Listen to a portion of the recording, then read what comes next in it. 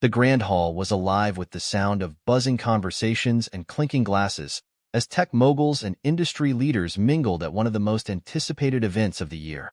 The crowd at the Tesla annual conference in Los Angeles was filled with innovators, thinkers, and dreamers, all eager to witness Elon Musk's keynote address. People dressed in sleek suits and cutting-edge fashion were gathered around the stage, their faces a blend of excitement and admiration. It was a night where the future was being discussed, where innovation met reality. In the midst of this vibrant atmosphere, one person stood out. A young boy, no older than 9, nervously clutching a folded piece of paper in his hand, stood at the entrance of the hall. His name was Jake Thompson, and he was about to experience something he could never have dreamed of in a million years. Jake had never been to a grand event like this before. His family lived in a small, run-down house on the outskirts of the city, struggling to make ends meet. His mom, Sarah, worked long hours as a waitress, always making sure there was enough food on the table for her children, but never able to offer them the luxuries or opportunities that other kids took for granted. But Jake wasn't bothered by the lack of material things. All he needed was his love for science and his relentless curiosity about the world. And, above all, he needed a chance to meet his hero, Elon Musk. For years, Jake had followed Elon Musk's every move, from the groundbreaking SpaceX launches to the electric cars that could change the world. In Jake's eyes, Elon wasn't just a businessman. He was the embodiment of possibility. He was proof that anything was achievable if you were bold enough to dream big. And that's when Jake did something no one expected. He wrote a letter. In his letter, Jake poured out his heart. He wrote about how he admired Elon for pushing the boundaries of technology and how much he wanted to make a difference in the world, just like him. The letter was simple but sincere, and it ended with a request, "Please, can I meet you? I want to learn from you." Jake wasn't sure if his letter would even reach Elon, but there was a part of him, a part of his soul, that believed it would. He believed in the impossible, even if the world around him didn't. Now, standing at the edge of the event, Jake's heart raced. He hadn't expected to actually be here. His mom had worked tirelessly to scrape together enough money to get tickets for this event. But now, standing in front of the towering building filled with the world's most influential people, Jake's excitement began to mix with a bit of fear. What if they weren't allowed in? What if Elon Musk wasn't even there? Sarah, who had been standing behind him with an anxious look on her face, gently placed a hand on his shoulder. "Jake, are you sure about this? Maybe this isn't the right time." Jake turned to face her, his wide eyes filled with determination. "Mom, I have to try. This is my chance. This is our chance." Sarah took a deep breath, her face filled with both pride and worry. She had never seen Jake so determined, and yet, she couldn't shake the feeling that this was too much, too big. But she also knew that if there was one thing she had tried to instill in Jake, it was the belief that dreams were worth fighting for. "All right," she said softly, her voice trembling. "But remember, no matter what happens, I'm proud of you." Jake gave her a small, reassuring smile. "Thanks, Mom." They approached the security checkpoint, and Jake's hands shook as he handed over his invitation. The guards looked at them, then at the small boy with his letter in hand. After a moment of hesitation, one of the guards, a man in his late 30s with a stern face, bent down to meet Jake's eyes. "Is there a problem?" Sarah asked, a hint of concern in her voice. The guard hesitated, then looked at the letter Jake was holding. "You're here to meet Elon Musk?" he asked, clearly skeptical. Jake nodded eagerly. "Yes, I sent him a letter." He paused, feeling a surge of nerves. "I really want to meet him." For a moment, the guard studied Jake, his expression softening. "I'm not sure if that's possible," he said slowly, "but I'll pass this on. Just wait right here." The guard disappeared into the crowd, leaving Sarah and Jake standing in a sea of high-profile guests, feeling like they didn't belong. They waited, silently, for what felt like an eternity. Then, as if the universe had answered Jake's hopes, the guard returned, this time with a different look on his face. A look of surprise and something else, something more like respect. "All right, kid," he said, his voice more serious now. "Come with me. Elon wants to meet you." Sarah's eyes widened in disbelief, and she had to hold back the tears. Jake's heart soared. As they were escorted through the crowd, Sarah grabbed Jake's hand, her fingers trembling. "Jake, this is really happening." Jake simply nodded, his chest swelling with excitement. For him, this was the moment that could change everything.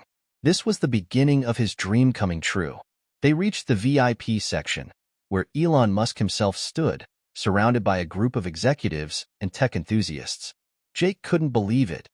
There he was, in front of him, the man who had inspired him to reach for the stars. Elon turned and smiled when he saw Jake. "Jake Thompson, I believe? I've read your letter." Jake's breath caught in his throat. The words seemed surreal. "I'm so glad you could make it," Elon said, extending his hand toward the boy. "I'm excited to meet someone who shares the same passion for innovation and the future. Tell me more about your ideas." Jake, in awe, shook Elon's hand, his mind racing. He had dreamed of this moment for so long, but now that it was happening, he couldn't quite find the words. Instead, he smiled shyly and said, "I want to change the world, just like you." Elon's eyes twinkled. "You're on the right path, Jake. Keep dreaming big." Sarah stood in the background, tears silently streaming down her face. She had always known her son was special, but seeing him face to face with his hero, hearing those words of encouragement from the man who had changed the world, it was too much for her to bear. She had worked so hard to give her children a better life, but nothing could compare to this moment. The room around them seemed to fade as Jake and Elon continued to talk, their shared passion for technology and the future sparking a connection neither of them would forget. But for Sarah, it was the moment that would change her life forever. The moment she realized that dreams, no matter how impossible they seemed, were worth chasing. And as the conversation continued, Sarah couldn't help but wonder, what would happen if this was just the beginning? What would you do if you had the chance to meet your idol? Do you think Jake's dream of meeting Elon Musk could inspire others to follow their passions? Let us know in the comments. Jake Thompson wasn't like most kids his age. While other boys were playing video games or going to soccer practice, Jake spent his free time tinkering with gadgets, reading books about space exploration, and drawing diagrams of rockets and electric cars. To anyone who didn't know him well, he might have seemed like an ordinary 9-year-old, but inside, Jake was already dreaming of changing the world. Jake lived in a modest home in a neighborhood on the edge of the city, a neighborhood where dreams didn't always come true. The houses were small, the lawns unkempt, and the streets were often quiet, except for the sound of children playing or the occasional car driving by. The neighborhood had a sense of stillness, as if the future was something that passed most of its residents by. But Jake's world was different. While his friends played outside with their bikes and baseball gloves, Jake would spend hours on his bedroom floor, surrounded by old electronics, books, and notepads filled with sketches of inventions. He had always been fascinated by how things worked, and more importantly, how he could make things work better. If there was a broken clock or a toy that didn't work, Jake would take it apart and figure out how to fix it, often with great success. His mom, Sarah, had always encouraged his curiosity, even though she didn't quite understand it. Sarah had her hands full just making sure the bills were paid and her children were taken care of. After her divorce several years ago, she had worked tirelessly to provide for Jake and his older sister, Emily. Being a single mom wasn't easy, especially in a neighborhood where the odds were stacked against her. But Sarah never let Jake see her struggle. She wanted him to believe in possibilities, to believe that no matter how tough life got, the future could be better if you worked hard enough for it. And that was why, when Jake came home from school one afternoon with a letter he had written to his idol, Elon Musk, Sarah didn't discourage him. Instead, she smiled and said, "If that's what you want to do, then go for it, Jake." Sarah knew her son. She knew how much he admired Elon Musk, how much Jake looked up to him as a symbol of hope and innovation. Elon Musk was more than just a billionaire tech mogul to Jake. He was a living example of what it meant to think differently, to challenge the status quo, and to dream big. "Do you think he'll actually read it?" Jake had asked as he carefully folded the letter. "I don't know, honey," Sarah had replied, her voice soft. "But if he does, it'll mean you're on the right path. And that's what matters." Sarah couldn't afford to take Jake to any fancy events, let alone give him the luxuries that other kids had. The car was old, the house was small, and every penny Sarah earned went toward bills and groceries. But she was determined to make sure Jake didn't feel limited by his circumstances. And deep down, she believed in him, believed that one day he could make it. It was that belief that kept her going through the long shifts at the diner, the endless washing of dishes, the constant juggling of work and home life. She never let on to Jake how hard it was for her to keep everything together. He didn't need to know about the stress, the sleepless nights, or the financial struggles. What he needed to know was that she was there for him, no matter what. And when Jake wrote that letter to Elon Musk, Sarah saw a spark of hope in her son's eyes that she hadn't seen in a long time. Jake's sister, Emily. Jake's older sister, Emily, was a high school sophomore, and she had a very different personality from her younger brother. Where Jake was quiet and introspective, Emily was outgoing, social, and more focused on the here and now. She had her own dreams, but they were far more grounded than Jake's. Emily wanted to go to college, get a degree, and eventually work in a stable job, maybe in healthcare or business. She loved her brother, but she couldn't always understand his fascination with things that seemed impractical or out of reach. To Emily, the future was something you built through hard work and conventional routes. Despite their differences, Emily was fiercely protective of Jake. When she heard about the letter he had written to Elon Musk, she was skeptical at first. "Mom, do you really think Elon Musk is going to care about a letter from a kid who can barely afford a new notebook?" she had said one evening while they were sitting in the small living room.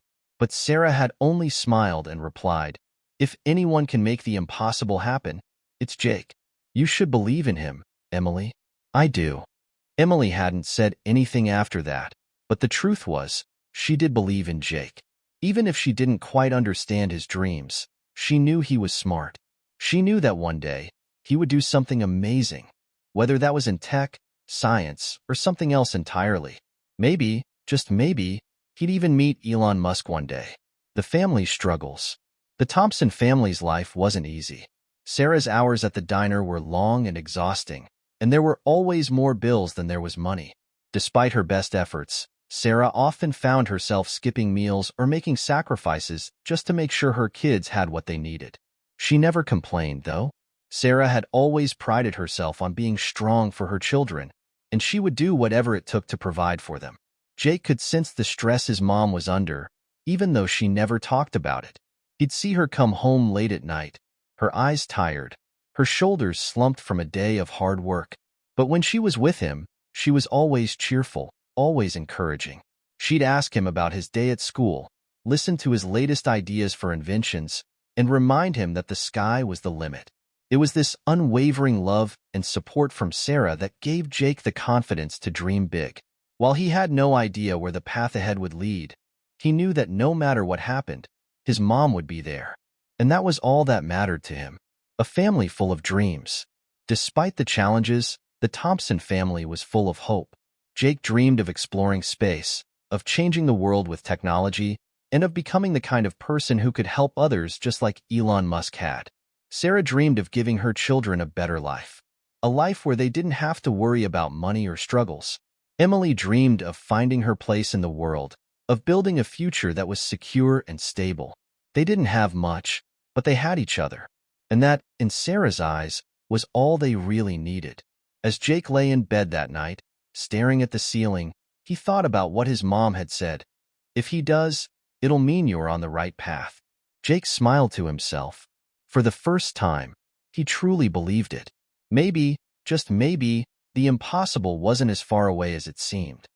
The weeks that followed Jake's letter to Elon Musk were filled with both anticipation and uncertainty. Sarah continued to work tirelessly, picking up extra shifts whenever she could, while Emily focused on her studies and her own social life. But for Jake, every waking moment was consumed with the hope that one day, he might hear back from his idol. Jake wasn't the kind of kid who gave up easily.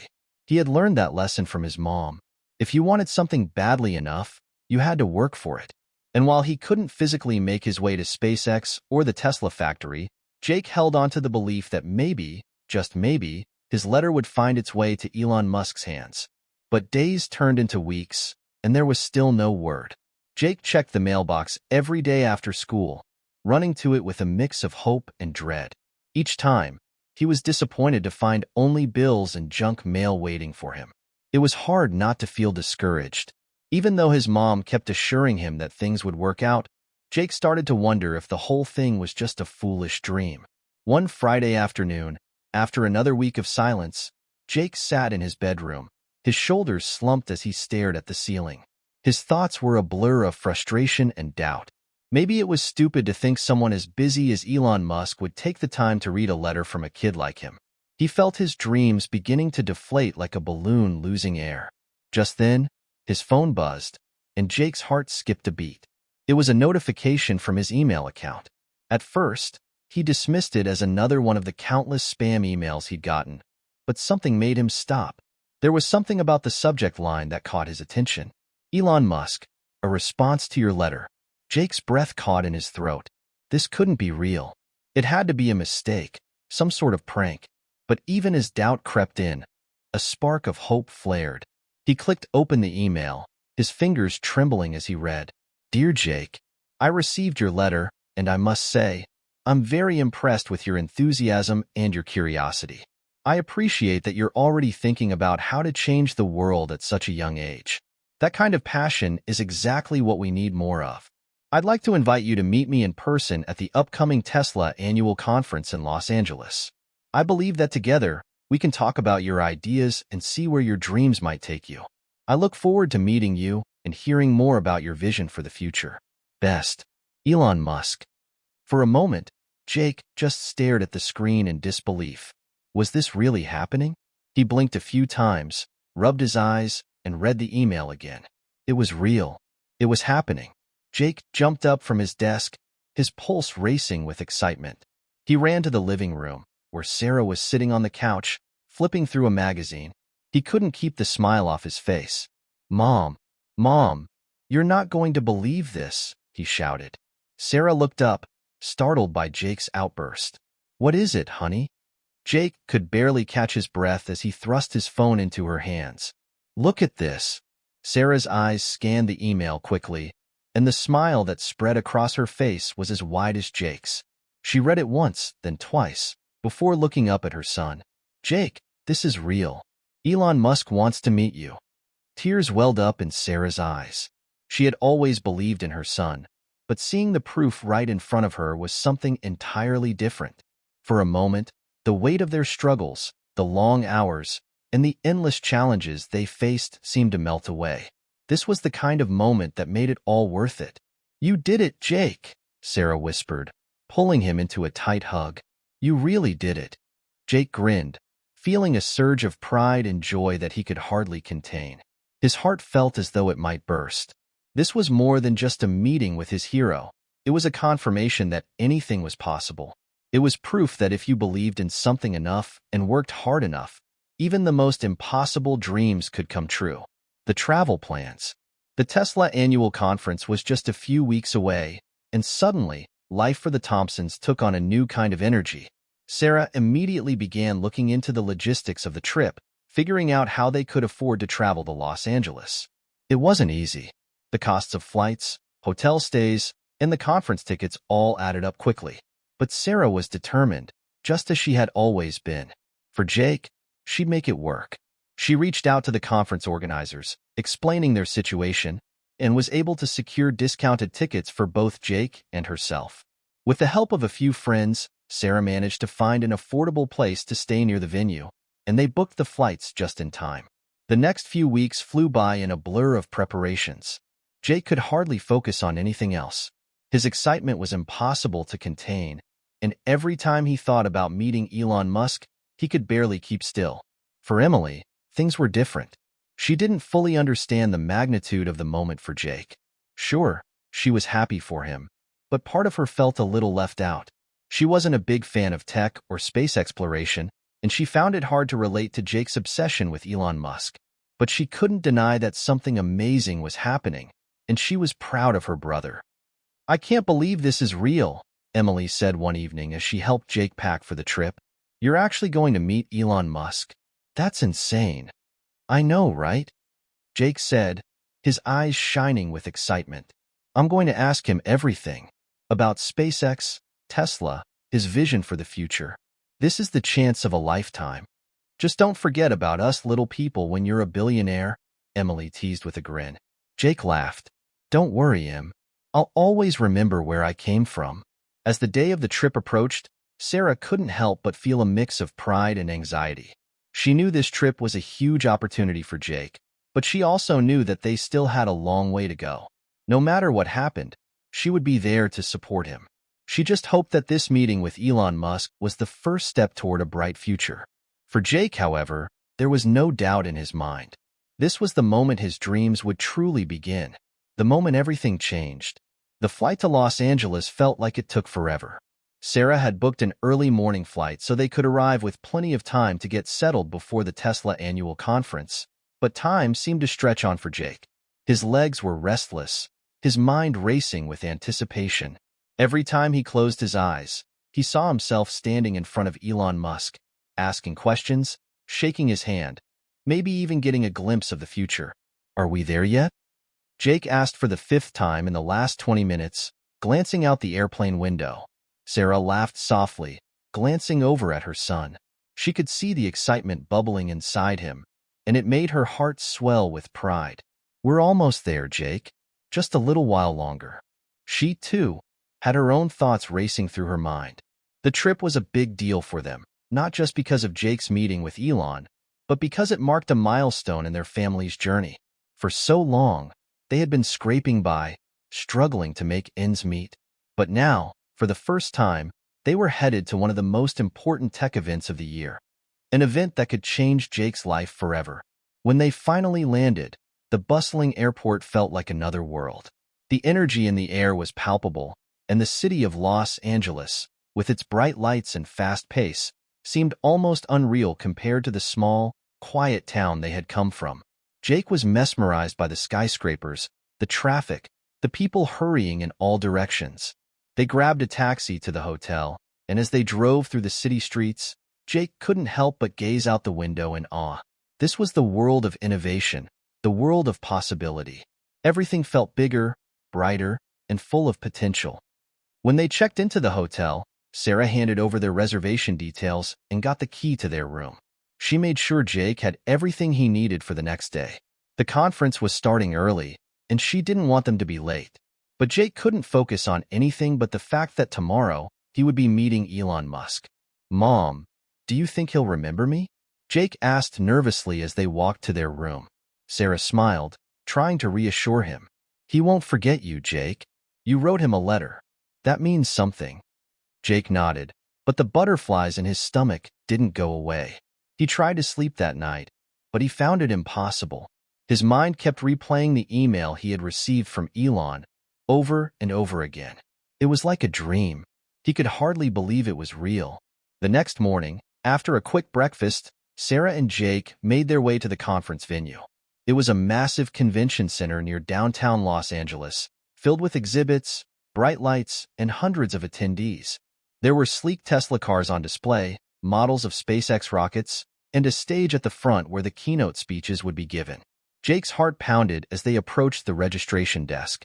His hands were shaking with excitement, but he could tell that Sarah was feeling a bit nervous too. She had never been to anything like this before. They handed over their tickets, and the attendant gave them each a lanyard with a pass to the conference. Thank you, Sarah said, trying to keep her voice steady. She was determined to make this moment as special as possible for Jake. They entered the conference hall, which was buzzing with energy. It was filled with entrepreneurs, engineers, and tech enthusiasts from all over the world. Jake had never seen so many people gathered in one place who shared his love for innovation and the future. It felt like home to him. They made their way toward the VIP area, where Jake was supposed to meet Elon Musk. The closer they got, the more Jake's nerves flared up. His palms were sweaty, and his heart was racing. He had rehearsed what he would say to Elon a million times in his head, but now that the moment was actually here, words seemed to escape him. This is it, Mom, Jake said, his voice barely above a whisper. Sarah squeezed his hand. You've got this, Jake. Just be yourself. The VIP section was cordoned off from the rest of the event, but Jake could see through the barriers. There were several high-profile people already gathered, chatting among themselves, but the crowd parted as someone approached, someone tall, dressed in a sleek black suit. Jake's breath caught when he saw him. Elon Musk? The moment Jake laid eyes on Elon, it was like everything else around him faded away. Elon Musk was a figure of myth to Jake, a living legend whose name had become synonymous with innovation and progress. He had read about him, watched interviews with him, and imagined what it would be like to meet him in person. But standing just a few feet away, Jake was speechless. Elon approached them with a warm smile, extending his hand toward Jake. "Jake Thompson, it's great to finally meet you," Elon said, his voice calm and friendly. "I've been looking forward to our chat." Jake's stomach did a flip. For a second, all he could do was stare at Elon's hand.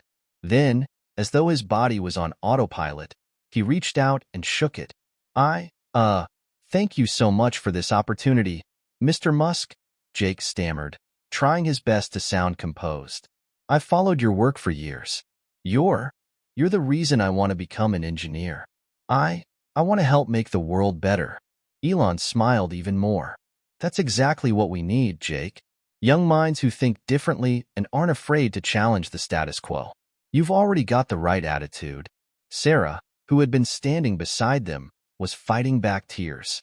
She had always believed in Jake, but seeing him in front of his hero, receiving words of encouragement from Elon himself, it was overwhelming.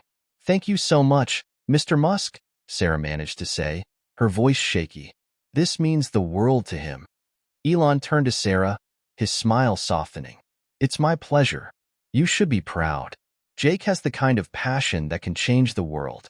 For a moment, everything stood still. Jake could hardly believe what was happening.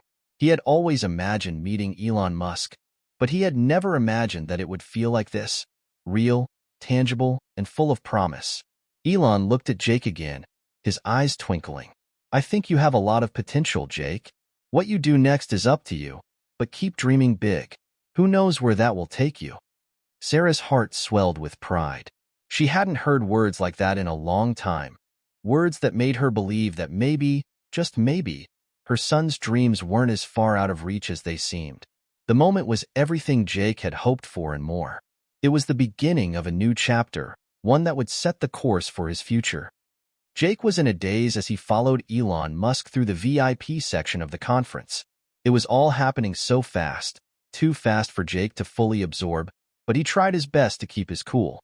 As they walked, Elon casually engaged him in conversation, asking questions about Jake's interests and his thoughts on technology and the future. Every word out of Elon's mouth felt like a piece of gold. "So, Jake," Elon began, glancing over at him with a curious look, "what's your biggest interest right now? What kind of project are you working on?" Jake paused, trying to collect his thoughts. This was the moment he had dreamed of for years, and now it was here. He had to make sure he didn't mess it up. He looked over at Sarah for reassurance. She gave him a small, encouraging nod.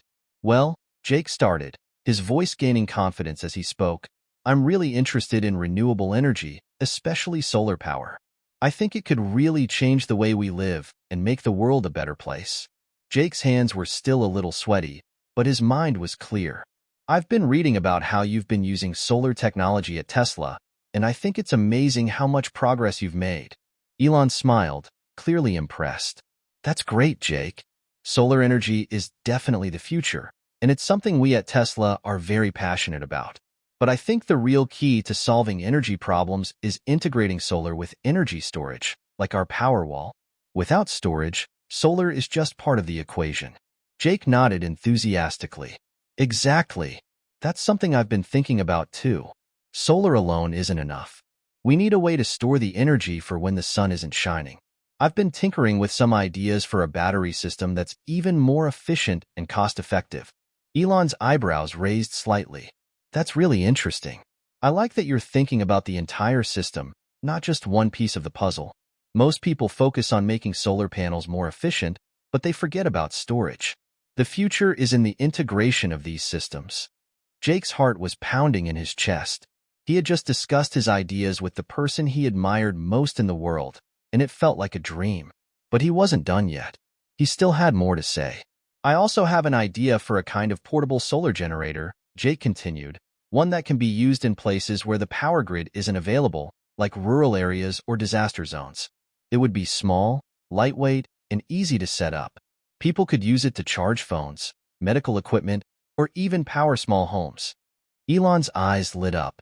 That's a very cool idea, Jake. I've always been fascinated by the potential of portable energy solutions. There's a huge need for that kind of technology, especially in remote or disaster-stricken areas. Jake was on fire now. The more he talked, the more he realized how much Elon Musk's work had inspired his own thinking. It wasn't just about making something new for the sake of it. It was about creating solutions to real-world problems. And that was exactly what he wanted to do. As they continued walking, Elon nodded thoughtfully. You know, Jake, you've got the right mindset. It's not just about building things. It's about solving problems, big problems. And it's about persistence. Failure is a part of the process. If you keep going, even when things get tough, you'll find a way. Sarah, who had been quietly listening from the side, was overwhelmed. She had heard Elon Musk speak before, of course. She had watched his interviews and read about his companies. But hearing him talk to her son in such a personal and encouraging way was something entirely different. She could see the spark in Jake's eyes, the way his confidence had grown in just the few minutes they'd spent talking. They reached a quieter corner of the conference, where a small group of Tesla engineers and experts had gathered. Elon gestured for Jake and Sarah to sit down at a table with them. You're here to learn, Jake, Elon said, and I want you to ask all the questions you have. Don't hold back. There's no such thing as a dumb question in this room. We're all here to help each other get better. Jake was amazed. He had dreamed of this moment, meeting Elon Musk, of course, but never did he imagine he'd be sitting down with Tesla engineers, talking about energy systems, innovation, and the future of technology. This wasn't just a meeting.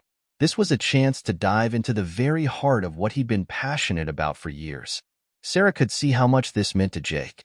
She had always hoped for something like this for him, but seeing it unfold in real time was beyond her wildest dreams. She'd been working hard for so long to provide Jake with a better future, but now she could see that all the late nights, the sacrifices, and the struggles had led them to this moment. She hadn't just given her son a roof over his head or food on the table. She had given him the belief that anything was possible. As the conversation went on, Jake found himself getting more and more comfortable.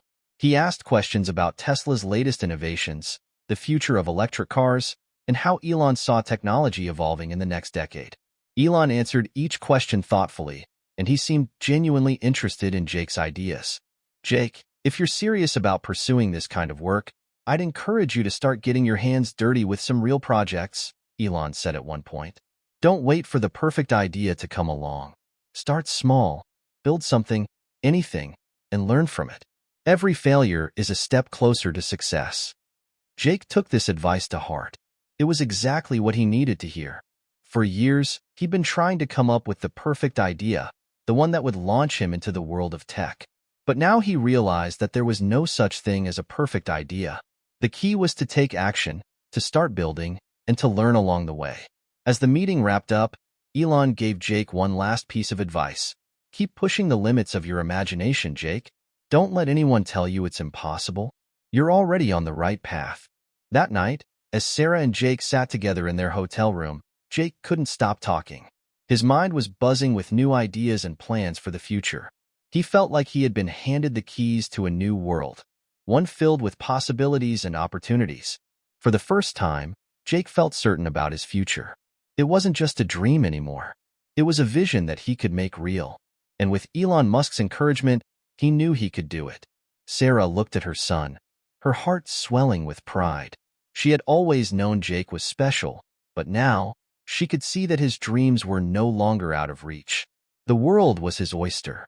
Mom, I've got so many ideas, Jake said, his eyes sparkling. I'm going to start working on them. I'm going to build things. I'm going to make the future happen. Sarah smiled, wiping away a tear. I know you will, Jake. I know you will. Jake couldn't sleep that night. His mind raced with ideas, each one more exciting than the last. He had spoken to Elon Musk, the man who had changed the way the world thought about space, energy, and technology. And Elon had encouraged him. It wasn't just the thrill of meeting a hero. It was the realization that Jake had the potential to make his own mark on the world. Sarah watched her son pacing back and forth in the hotel room, trying to settle his thoughts. She smiled softly. Jake, it's late. You need to get some rest. But Jake couldn't stop. I just can't, Mom. There's so much to do. Elon said I should start building things, not wait for the perfect idea. But where do I even begin? Sarah stood up and walked over to him, putting a hand on his shoulder. Jake, you don't have to figure everything out right now. You're just starting, and that's okay. One step at a time. Start with something small and work your way up. The important thing is that you begin. Don't let fear of failure stop you. Jake looked at her, a spark of determination in his eyes. You're right, Mom. I just need to start. And that was it. In that moment, Jake made a decision. He wasn't going to wait for the perfect project to come along. He would begin working on something now, even if it wasn't perfect. He'd start small, just like Elon had said, and learn from it. The next morning, they headed to the Tesla annual conference, and Jake couldn't focus on anything except the ideas swirling in his head. Elon had given him the advice he needed, and now it was up to him to take action. After the morning keynote speeches, Sarah and Jake headed to one of the smaller breakout sessions. Jake was eager to learn more about energy systems, electric vehicles, and the possibilities of combining both. But his mind kept drifting back to the idea of the portable solar generator. He thought about it for hours, imagining different ways he could improve it. Maybe it didn't need to be as large or as complicated as he'd originally thought. Maybe it could be simpler, more affordable. And maybe, just maybe, it could help people who really needed it. Those in disaster zones, in remote areas without electricity, or even families living off the grid. By the time the conference ended, Jake had a rough sketch of his idea. It wasn't perfect, but it was something, a place to start. Back at the hotel, Jake and Sarah sat down at the small desk in their room. Jake pulled out a notebook and started scribbling down his thoughts. Mom, I think I know what I need to do, Jake said, his voice steady with newfound confidence. I need to build a prototype. I've got the design in my head, and now I need to get the parts together. Sarah nodded, looking over at her son with pride. I'm glad you're feeling confident. But you know, making a prototype isn't easy. You'll need money for materials, and there will be a lot of trial and error. Jake's eyes lit up. I know, but I'm not giving up. I've got a plan. I'll use the money I've saved up from my summer job, and I'll ask around to see if there are any local engineers or makers who might be able to help me. Maybe even some people who work with solar energy. Sarah's heart swelled. She had seen Jake face countless challenges before, but this felt different. He wasn't waiting for the world to give him something. He was going to create his own opportunity. You're right, she said. You've always been resourceful, and I know you'll make it work. They spent the next few hours brainstorming, writing down a list of materials Jake would need, and even researching local makerspaces and engineering labs in their area. It felt like a big step, but it also felt like the right one. When they returned home, Jake dove straight into his project. He started by researching solar panels, portable power systems, and battery storage solutions. He read countless articles, watched tutorials, and even reached out to a few people on social media for advice. But he quickly realized that turning his idea into a reality wasn't going to be as easy as he had hoped. There were roadblocks at every turn. The solar panels he had in mind were more expensive than he anticipated, and finding the right materials was harder than he thought. Worse, he had to contend with the fact that he was still just a kid. He didn't have access to the same resources or equipment that professionals did. Frustration started to set in. Jake spent hours on his computer, trying to figure out how to get the parts he needed, but nothing seemed to come together. And each time he hit a wall, he started to doubt himself. But Sarah was there, as she always had been, offering encouragement when he needed it most. One evening, Jake slumped into the couch, his head in his hands. I don't know if I can do this, Mom. It feels like everything is just too complicated. I keep hitting dead ends. Maybe I'm not cut out for this after all. Sarah sat down beside him, her hand resting on his shoulder. Jake, this isn't about getting everything perfect right away. It's about perseverance. Do you remember what Elon said? Failure is part of the process. You're learning, and that's what matters. Every time you try and fail, you're one step closer to figuring it out. Jake let out a deep breath. I know, but it's hard. I feel like I'm not getting anywhere. Take a break, Sarah suggested. Come back to it tomorrow with fresh eyes. Sometimes, all you need is a little distance to see the problem in a new way. Jake nodded, grateful for his mom's steady presence. He knew she was right. The journey would take time, but he wasn't going to give up. He couldn't. Not now. The next day, after a good night's rest, Jake got back to work. He reached out to a local makerspace and spoke to a few engineers who might be able to help him build his prototype. To his surprise, some of them were willing to volunteer their time, eager to support a young inventor with big dreams. One of the engineers, a woman named Claire, had worked on solar energy systems for years. She agreed to meet with Jake and help him refine his design. Claire's expertise was just what Jake needed, and together, they began to build the first prototype of his portable solar generator. It wasn't easy, and there were still many late nights and setbacks along the way, but Jake could feel himself growing with each challenge. And with each small success, his confidence grew. He was doing it. He was building something real.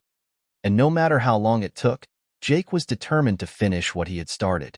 Have you ever had a moment where you almost gave up on something you were passionate about? What helped you keep going? Share your experience in the comments below. Weeks passed, and the days blurred together. Jake's world had become a whirlwind of design tweaks, meetings with engineers, and late nights in the workshop, surrounded by wires, solar panels, and various parts he had scrounged together. The prototype for his portable solar generator was slowly taking shape, but it wasn't easy. There were countless failed attempts, broken parts, and moments where Jake thought he might have made a huge mistake. But every time he wanted to give up, he thought back to the advice Elon Musk had given him. Failure is part of the process. If you keep going, you'll find a way. And that thought alone kept him going. It was one evening, just after dinner, when something clicked. Jake had been trying to figure out how to make the solar panels more efficient in a smaller form. The design was still clunky, too heavy to be truly portable, and not powerful enough to charge more than a few devices at once. He was exhausted, his brain fried from hours of working through technical problems. But then, as he was staring at his half-finished prototype, something occurred to him. What if I re-engineer the battery pack? He muttered to himself. What if I could reduce the size without sacrificing power? And what if I combine the solar panels and battery into one unit? Jake grabbed his notebook, scribbling furiously as the idea began to form in his mind. He wasn't sure if it would work, but it felt right. The key was integrating the components in a way that maximized both efficiency and portability. This could be the breakthrough he had been waiting for. The next few days were a blur of research, calculations, and more late nights in the workshop. Jake worked alongside Claire, the engineer from the makerspace, who had become his mentor throughout this process. Claire was the one who had suggested simplifying the design from the start, and now, she was on board with Jake's new idea. "You're really onto something here," Claire said after Jake explained his new concept. "This could make it much more portable, and if we can get the battery size down, it could even be light enough to carry by hand." By the end of the week, they had a working prototype. It wasn't perfect, but it was functional. The new design allowed for the solar panels to charge the internal battery during the day, and the battery could then power small appliances like phones, laptops, and lights at night. Jake couldn't believe it. He had actually built something that worked. He tested it first with his phone, then moved on to a small lamp. It worked. Both devices charged successfully. It wasn't just a small achievement. It was proof that his idea had real potential. He had created a functional product. Jake called his mom into the room, practically jumping with excitement. "Mom, you have to see this." Sarah walked in, seeing Jake standing proudly next to the solar generator. His face lit up with pure joy. When she saw that it was actually charging his phone and the lamp, she couldn't help but let out a small gasp of surprise. "Oh my goodness, Jake. You really did it." Jake grinned ear to ear. "I can't believe it either. It's not perfect yet, but it works. And that's a huge step." Jake's success with the prototype didn't go unnoticed for long. Claire, who had been mentoring him, suggested that they try to get feedback from people who could help take the project to the next level. She knew a few people in the local startup scene who had connections with investors in renewable energy. Before he knew it, Jake was meeting with a small group of investors who had a passion for sustainable technology. The meeting was scheduled for the following week, And although Jake had made great progress on his prototype, he still wasn't sure what to expect. When the day arrived, Jake dressed in his best shirt and tried to suppress the nerves that bubbled up in his chest. He and Sarah made their way to the startup office, which was sleek and modern, with glass walls and beanbag chairs strewn across the lounge area. He had never been to an office like this before, and it felt a little intimidating. But when the investors introduced themselves, Jake immediately felt more at ease. They were passionate about solar energy and green technologies. One of them, a middle-aged man named David, looked at Jake's prototype and nodded thoughtfully. "This is impressive," David said. "A portable solar generator could be a game-changer for off-the-grid communities and for people living in disaster-stricken areas. But I have a few questions. What's the cost to produce this, and how do you plan on scaling it?" Jake swallowed hard but was ready. He had spent so much time thinking about the cost and potential scalability of his design. He began explaining how the materials were affordable, especially now that he had streamlined the design, and how he planned to reach out to manufacturers to lower the production cost. He also talked about how the generator could be used in various contexts, from powering homes to providing energy in emergencies. The investors listened attentively, asking more questions about the battery life, the efficiency of the solar panels, and the potential for growth. Jake answered each one, feeling more and more confident with every response. Finally, David smiled. "Jake, you've got something here. I think we'd like to explore this further." Over the next few weeks, Jake worked with the investors to refine his idea, getting input from experts and improving the prototype. The feedback he received helped him identify areas to improve, like the battery's efficiency and the weight of the unit, but the core concept was solid. With the help of Claire and the investors, Jake was able to secure the resources he needed to begin the next phase of development. As the team worked together, Jake could hardly believe how far he had come in such a short period of time. From the small workshop in his garage to meeting with investors, everything was happening so fast. He couldn't help but feel a sense of pride at how far he had come. And through it all, Sarah remained his greatest source of support. She had been there for every step of the journey, from the late-night brainstorming sessions to the tough moments of doubt. Now, as they both sat in the conference room after the deal was finalized, Sarah couldn't hold back the tears. Jake looked over at her, his heart swelling with gratitude. "Mom, we did it." She smiled through her tears, her voice barely a whisper. "I always knew you could." The days that followed were a blur of activity. With the support of the investors, Jake and his team were moving faster than ever. They had secured additional funding to scale up the production of the portable solar generator and bring it to a wider audience. Jake was finally living the dream he had imagined for so long. His idea, which had once been just a scribble on a piece of paper, was now on its way to becoming a real product. But the journey wasn't without its challenges. One of the first hurdles was refining the design to make it commercially viable.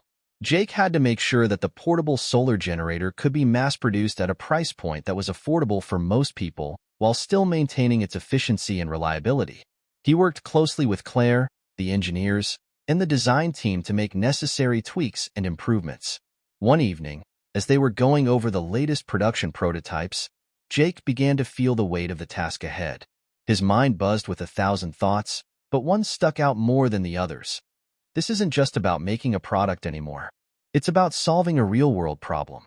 "Jake, you're thinking too much," Claire said with a smile as she saw him staring at the screen in front of him, lost in thought. "Sometimes the best ideas come when you stop overthinking. Just trust the process. It's coming together." Jake nodded, taking a deep breath.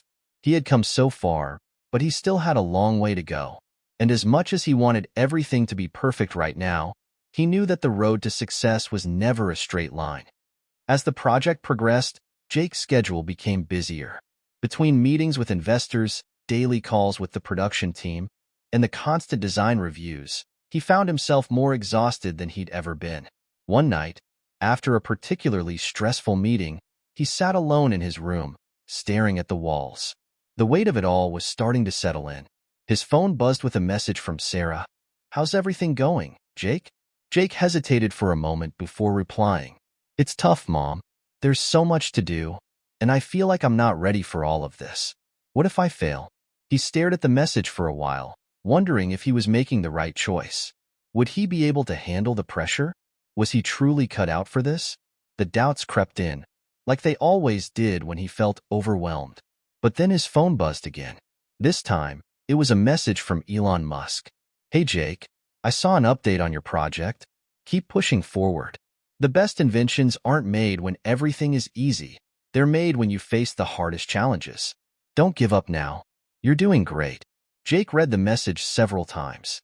Elon Musk, the person who had once inspired him to pursue his dreams, was now offering him encouragement. It was as if the universe was telling him that he could do it. Taking a deep breath, Jake typed back to his mom. "Thanks for always believing in me, Mom. I'm not giving up. I'm going to keep going." With renewed determination, Jake pushed forward. He began meeting with manufacturers to iron out the details of mass production. It was a tedious process, countless hours spent going over materials, assembly lines, and testing processes. But Jake loved it. He was learning more than he ever thought possible about what it took to bring a product to market.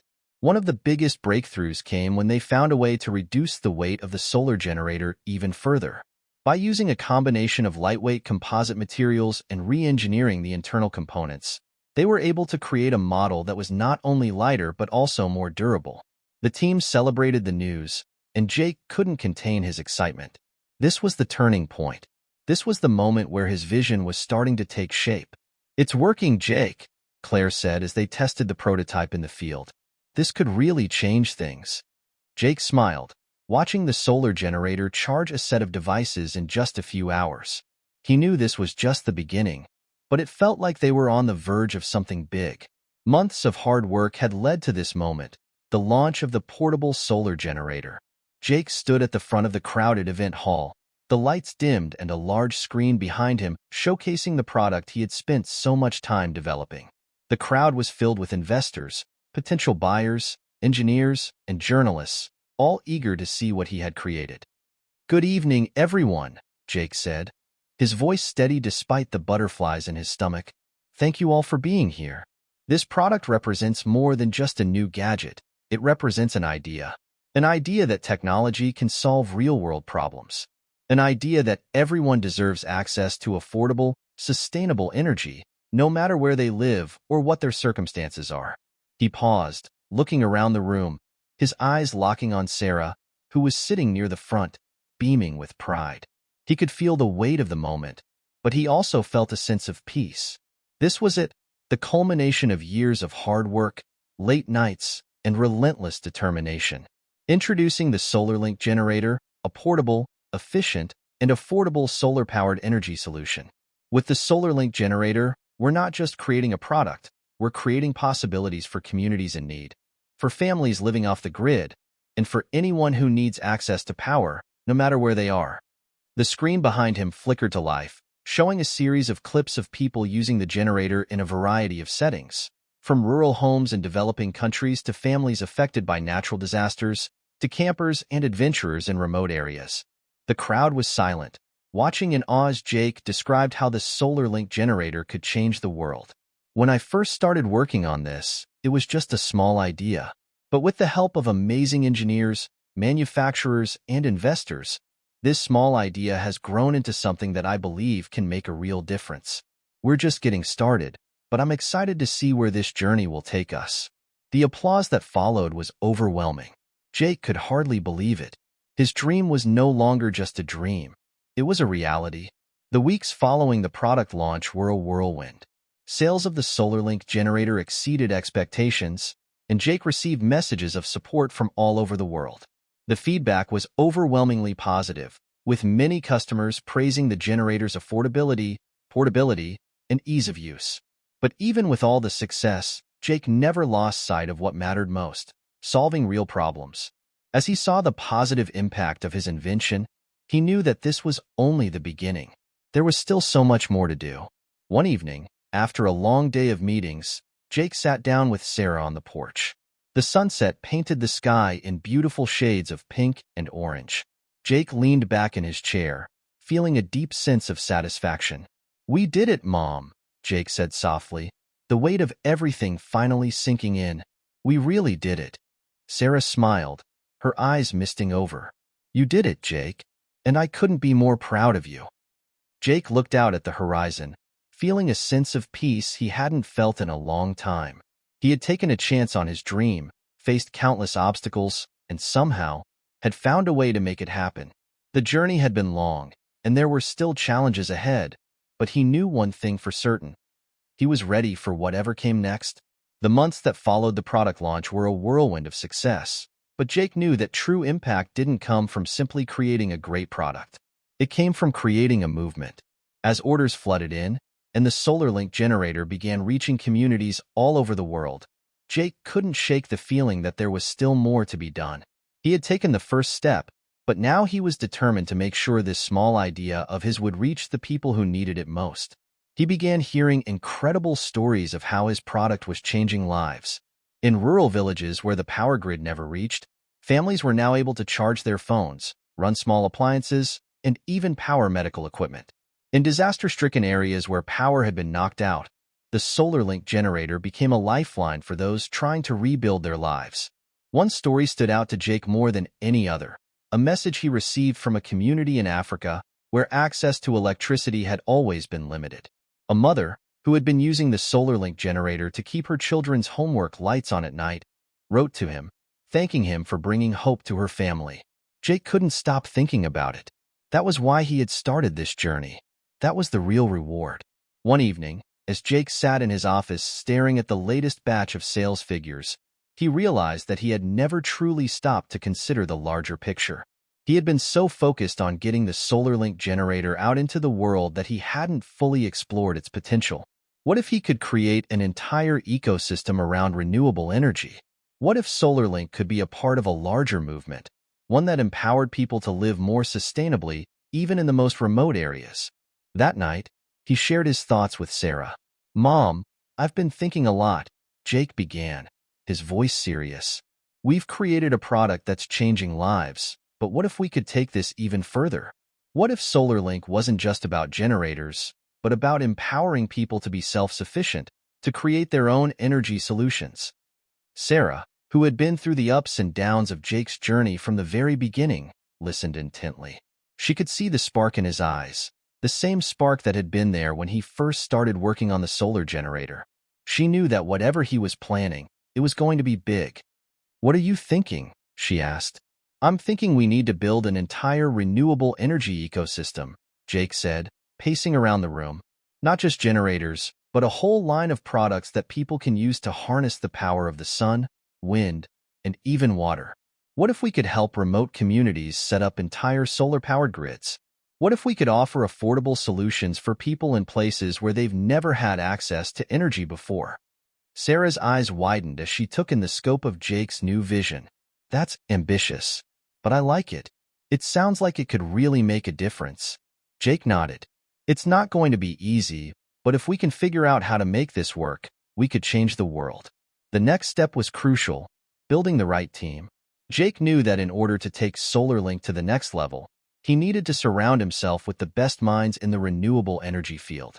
He reached out to Claire, who had been instrumental in the development of the SolarLink generator, and together they began recruiting engineers, scientists, and business strategists who shared their vision for a sustainable future. One of the first people they brought on board was Lily, an expert in solar grid infrastructure who had worked with NGOs to bring solar power to remote communities in Africa. She was passionate about helping those in need and saw the potential in SolarLink's mission. "Jake," she said during their first meeting, "we need to think about scalability. We've already proven that this product works, but to truly make an impact, we need to figure out how to bring this technology to regions where it's not just about selling a product, it's about creating lasting change." Jake was impressed by her insight. "So, what do you suggest?" "We start by partnering with local organizations, NGOs, and governments that already have a presence in these communities," Lily explained. "We'll provide the technology, but they'll help with distribution and training. We need to make sure people know how to use the products and maintain them. Sustainability isn't just about the technology, it's about empowering the people to be a part of the solution." It was an idea that resonated with Jake. He had always believed in the power of community, and this approach would not only bring solar power to underserved areas, but also create local jobs and educational opportunities. As Jake and his team expanded their efforts, they realized that in order to reach a global scale, they would need to form strategic partnerships with organizations that had the infrastructure to distribute their products in hard-to-reach places.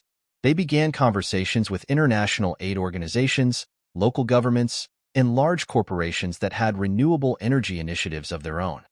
One of the most significant partnerships came with a nonprofit organization called Power for All, which was focused on bringing renewable energy to off-grid communities. They saw the potential in SolarLink's products and agreed to work together to help bring power to millions of people. With the partnership in place, Jake and his team began working on the next phase of the project: solar-powered water pumps, energy-efficient stoves, and solar-powered lighting systems that could transform entire communities. But the challenges didn't stop there. As they scaled up production and began implementing their new products in remote areas, they ran into unexpected obstacles, including logistical issues, supply chain disruptions, and resistance from some communities who were skeptical of new technology. Through it all, Jake remained focused. He knew that true change never came easily, but he also knew that with the right approach, it was possible. 1 year later, Jake stood at the front of a packed auditorium, speaking at a global sustainability conference. His speech was about more than just the success of SolarLink. It was about the power of renewable energy to change the world, about the importance of empowering communities, and about the responsibility that came with creating products that could shape the future. As a society, we've become increasingly dependent on energy from fossil fuels, Jake said, his voice steady. But we know that's not sustainable. We know that the future is in renewable energy. And at SolarLink, we're not just making products, we're building a movement that will empower people to take control of their own energy, to create a sustainable future, and to ensure that everyone, no matter where they live, has access to clean, affordable power. The crowd erupted in applause, and for the first time in his life, Jake felt that his work had truly made a difference. It wasn't about the success of his company or the accolades he had received. It was about the impact he had had on the lives of millions of people. He looked out into the audience, where Sarah sat, her eyes filled with tears. She had been with him every step of the way. And in that moment, Jake knew that his journey was far from over. There was still so much more to do, so many more lives to change. But no matter where this journey took him, he had one thing in mind: sustainability, empowerment, and the belief that one small idea could change the world. Success had come faster than Jake had ever anticipated. With the SolarLink generator revolutionizing access to energy in remote areas, the company was being recognized not only for its innovative technology, but also for its mission to empower communities around the world. The applause from the sustainability conference was still ringing in his ears, but Jake knew that real, lasting change didn't happen with applause or headlines. It happened quietly, in the lives of the people who used the products he had helped create. Despite the excitement, Jake's thoughts often returned to the same question: what's next? He had the momentum. He had the support. But how could he ensure that the impact of SolarLink would be sustainable in the long term? How could he make sure that the mission didn't just fizzle out when the next shiny new technology came along? One day, while going through emails in his office, Jake found a message from Elon Musk. The subject line read, "The future of sustainable energy." With a sense of curiosity, Jake clicked open the email. It was brief but to the point. "Jake, I've been following your progress. The work you're doing is important, and I think you've got the right vision. But don't get too comfortable. The real challenge is making sure the impact lasts. If you really want to change the world, you'll have to challenge the status quo in ways you haven't even considered yet. Keep pushing. The road is long, but the destination is worth it." Jake leaned back in his chair, reading the message over again. It wasn't a generic pep talk, it was a challenge. Elon was telling him to think bigger. It was the kind of challenge Jake had always been drawn to, the kind that pushed him to dream beyond what he thought was possible. Jake didn't waste any time. That same day, he gathered Claire, Lily, and the core team for a brainstorming session. They needed to think about how they could scale their mission even further, not just with new products, but with new solutions that would transform entire economies. SolarLink had made huge strides with small-scale solar solutions, but what about something larger, something that could truly revolutionize the way entire communities, and even nations, thought about energy? "What if," Jake said, standing at the whiteboard in the middle of the room, We didn't just focus on portable solar generators anymore. What if we started talking about energy independence? Lily raised an eyebrow. Energy independence? You mean, like, creating fully self-sustaining communities? Exactly, Jake said. Let's start thinking about ways to implement large-scale solar solutions, but also wind, hydroelectric, and maybe even some bioenergy solutions. What if we could help entire villages, towns, even small cities, create their own energy networks? What if we helped countries that rely on imports to meet their energy needs? Jake felt a wave of excitement.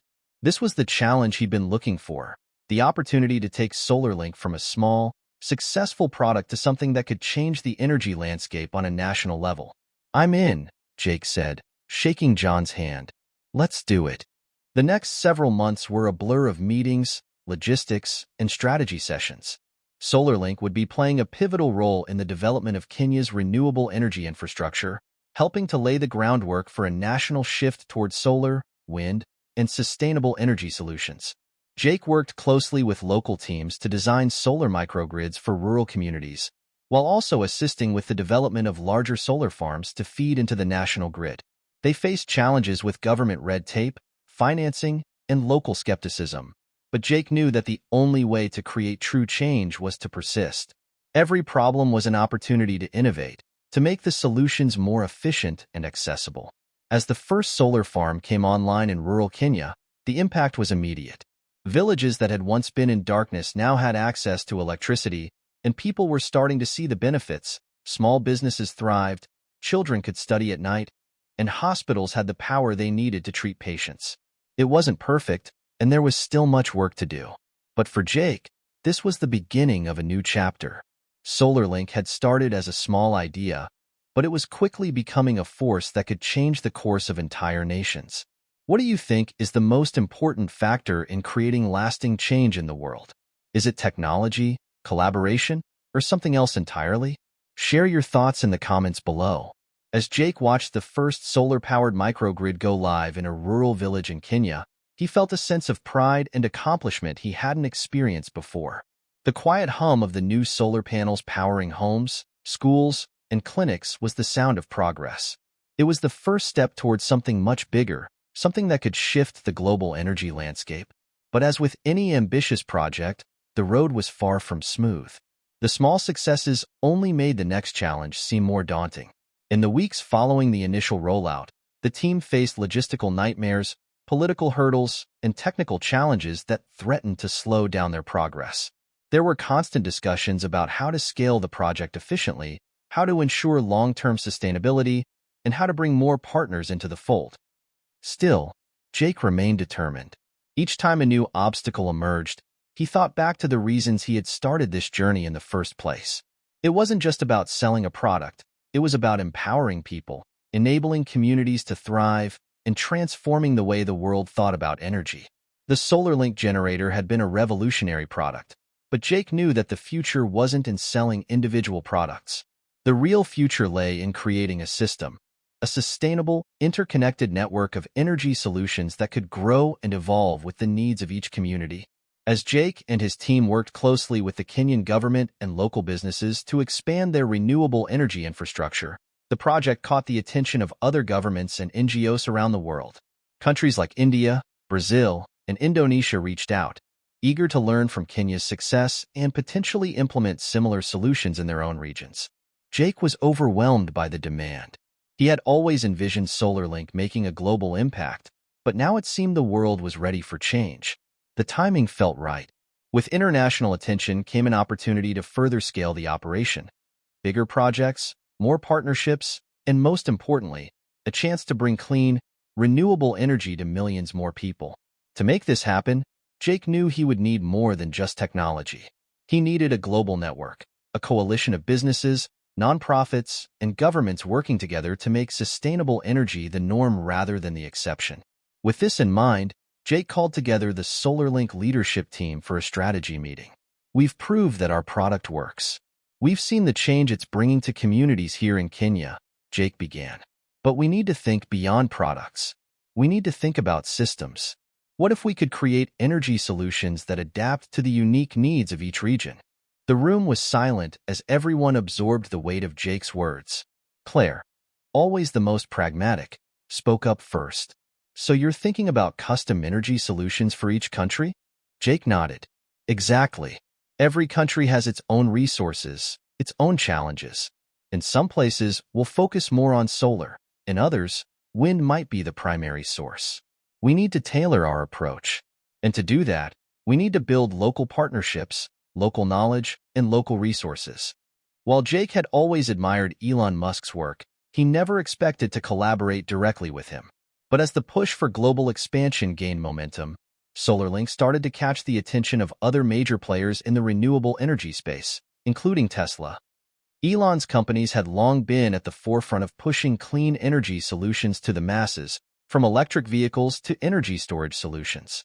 When Jake received a call from Elon himself, asking to meet, he was both thrilled and nervous. The opportunity to partner with Tesla was an exciting one, but it also meant facing some tough questions about the future of SolarLink and its role in the rapidly evolving energy sector. They met in Palo Alto, at the Tesla headquarters. Jake and Claire were greeted by Elon in his usual unassuming manner, his mind already racing with ideas. "I've been following your progress, Jake," Elon said, leaning against the conference table. "You're doing great work in Kenya, and I think we can take it even further. What you're building with SolarLink is exactly the kind of technology we need to power the world sustainably. But we need to think about how we can integrate that with larger systems. Have you considered solar storage, or even electric vehicle charging?" Jake leaned forward. "We've been focused on energy generation for now, but I know we need to think about energy storage. Without a way to store the energy we create, we're limited. And yes, electric vehicles, especially in countries like India or China, could be a game changer." Elon smiled. "Exactly. We can integrate SolarLink with Tesla's Powerwall and our electric vehicle networks to create a more interconnected energy ecosystem. We need to think beyond just making solar power available. We need to make sure it's usable, reliable, and sustainable 24/7. Jake's mind raced. The possibilities were endless. This wasn't just a partnership, it was a chance to redefine how energy worked on a global scale. Together, SolarLink and Tesla could make renewable energy more efficient, more accessible, and more sustainable than ever before. With Tesla on board, SolarLink now had access to cutting-edge battery storage technology. They began developing SolarLink storage systems to complement their solar solutions. The combination of solar generation and energy storage meant that communities could store excess energy during the day and use it at night, solving one of the most significant challenges of renewable energy, intermittency. The teams worked tirelessly to integrate Tesla's Powerwall technology with SolarLink solar systems. The goal was simple: create a network of self-sustaining, renewable, energy-powered communities that could provide 24/7 power without relying on fossil fuels or the traditional power grid. Jake spent weeks in Kenya, coordinating with local teams, Tesla engineers, and government officials to ensure that the systems would be deployed smoothly. It wasn't just about technology, it was about education too. For these systems to be sustainable, the people who would be using them had to understand how they worked, how to maintain them, and how to expand them as their energy needs grew. Jake watched as the first SolarLink Tesla hybrid energy grid was launched in a rural area in Kenya. It was a model for the future, a system that combined solar generation, energy storage, and electric vehicle charging. It was more than just technology, it was a statement.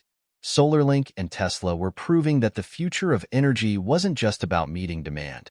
It was about creating a better, more sustainable world for everyone. The hybrid grid in Kenya was a turning point for Jake. As the project continued to expand and more regions saw the benefits of solar-powered solutions, he realized that the real power of SolarLink wasn't in the product itself. It was in the connections it created. It was in the collaboration with communities, governments, and partners like Tesla. It was in the way that people, empowered with clean, renewable energy, could change the course of their own futures. It wasn't just about technology. It was about people. It was about hope, opportunity, and the belief that everyone, no matter where they were born, deserved access to the energy that could fuel their dreams. The journey was far from over. In fact, Jake knew it had only just begun. But as he looked out over the fields of solar panels and the communities thriving with power from the sun, he felt a deep sense of fulfillment. The world was changing, and SolarLink was going to be at the heart of that change. As SolarLink expanded its reach across Africa, India, and even South America, Jake realized that the next frontier wasn't just technology or partnerships, it was the ability to scale the solution in a way that was both sustainable and effective. The systems they were creating in Kenya were working, but as demand for renewable energy solutions grew, they had to consider how to manage the exponential growth of the business while keeping their core values intact. The first major test came when Jake received an urgent call from a government official in India. India had ambitious goals for transitioning to renewable energy, but they were struggling to provide electricity to its vast rural population. With a population of over 1.4 billion, the scale of India's energy crisis was unlike anything Jake had faced before. India needed access to cheap, reliable power, and it needed it fast. The official, Amit Sharma, was keen on SolarLink's success in Kenya and wanted to bring a similar model to India. But the situation was more complicated. India had its own energy infrastructure, which was deeply intertwined with the coal industry. The challenge wasn't just providing renewable solutions. It was convincing a nation to leave behind an energy system that had been in place for generations. Jake sat down with his team, which had already expanded to include experts in project management, logistics, and energy policy. They were all fully aware of the magnitude of the task ahead. "We're talking about one of the largest and most diverse nations on Earth," Claire said, drawing lines on the whiteboard, outlining the scale of the project. "Different regions have different energy needs, and there's a lot of resistance to change, especially from the coal industry." Lily nodded. "Right. And beyond that, we need to think about the grid. The existing grid is old and inefficient, and it doesn't support decentralized energy solutions like solar. But we can't just throw solar panels on rooftops and call it a day. We need to think bigger." Jake felt the weight of the challenge. India wasn't just a market to enter. It was a giant puzzle, and every piece had to fit perfectly to ensure that renewable energy wasn't just a temporary fix, but a lasting solution. Jake and his team decided to take a more localized approach. Instead of trying to change the entire country's infrastructure overnight, they would start by targeting specific regions with the greatest need. Northern India, for example, had a significant issue with energy access, especially in rural areas. With a government committed to renewable energy, they saw an opportunity to create solar microgrids that would be integrated into local communities, bypassing the need for an extensive grid infrastructure.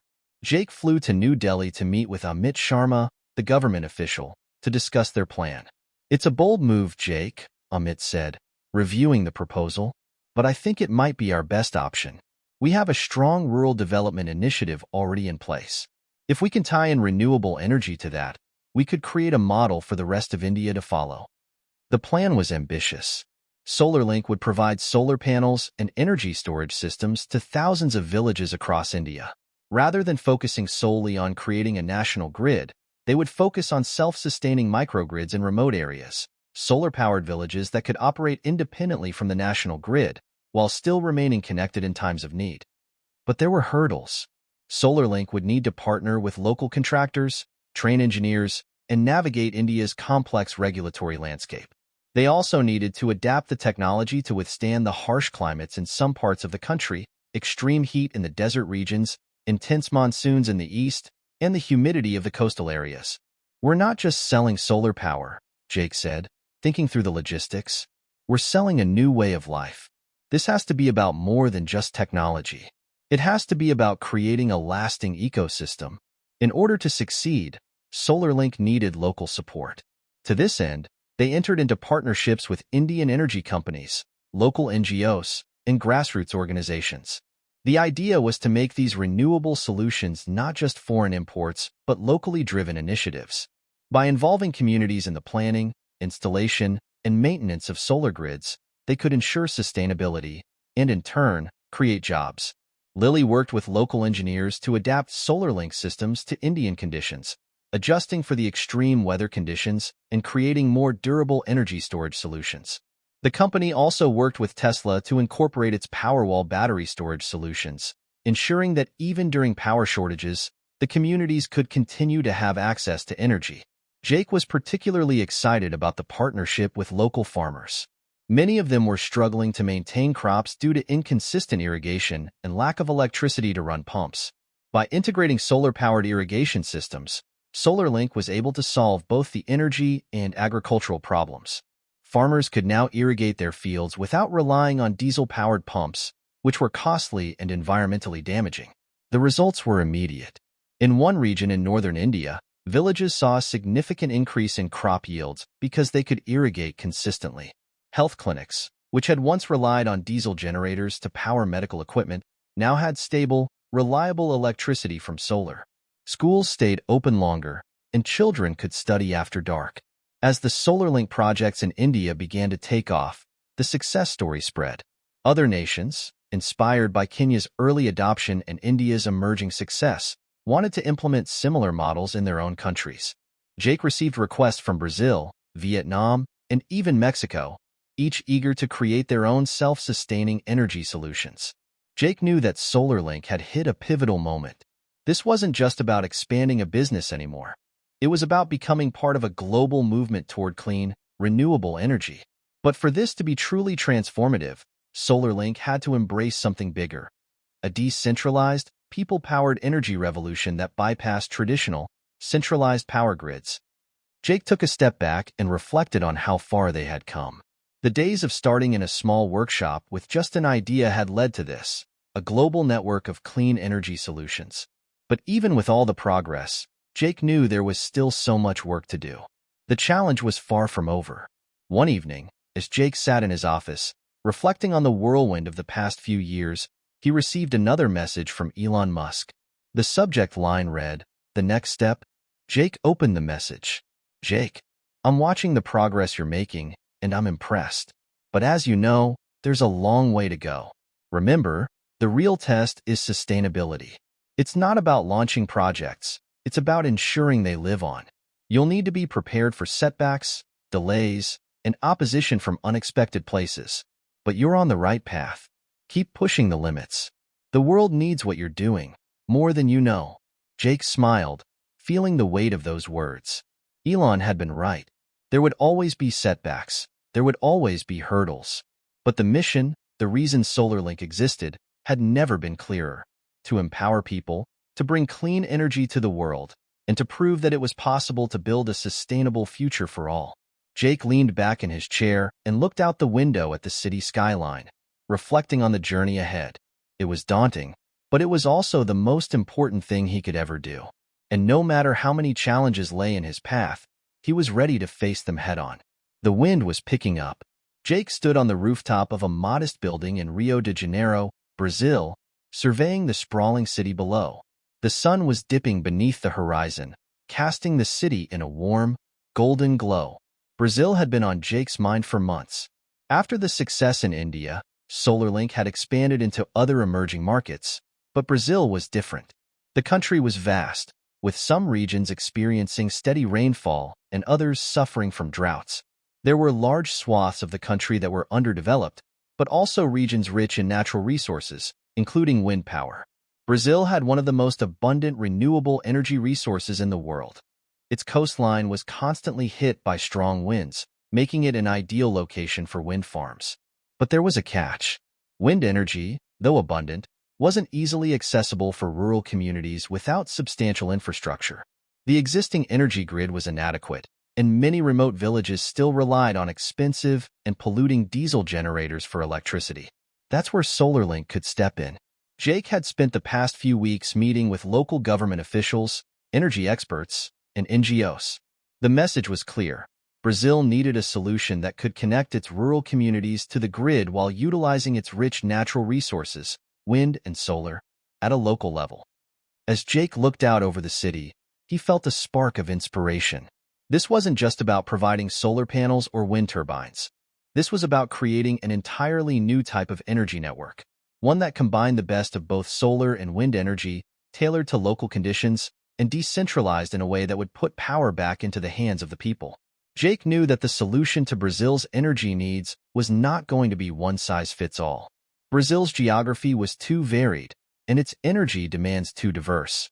Some regions had high wind potential but little access to sunlight, while others experienced long sunny days but little wind.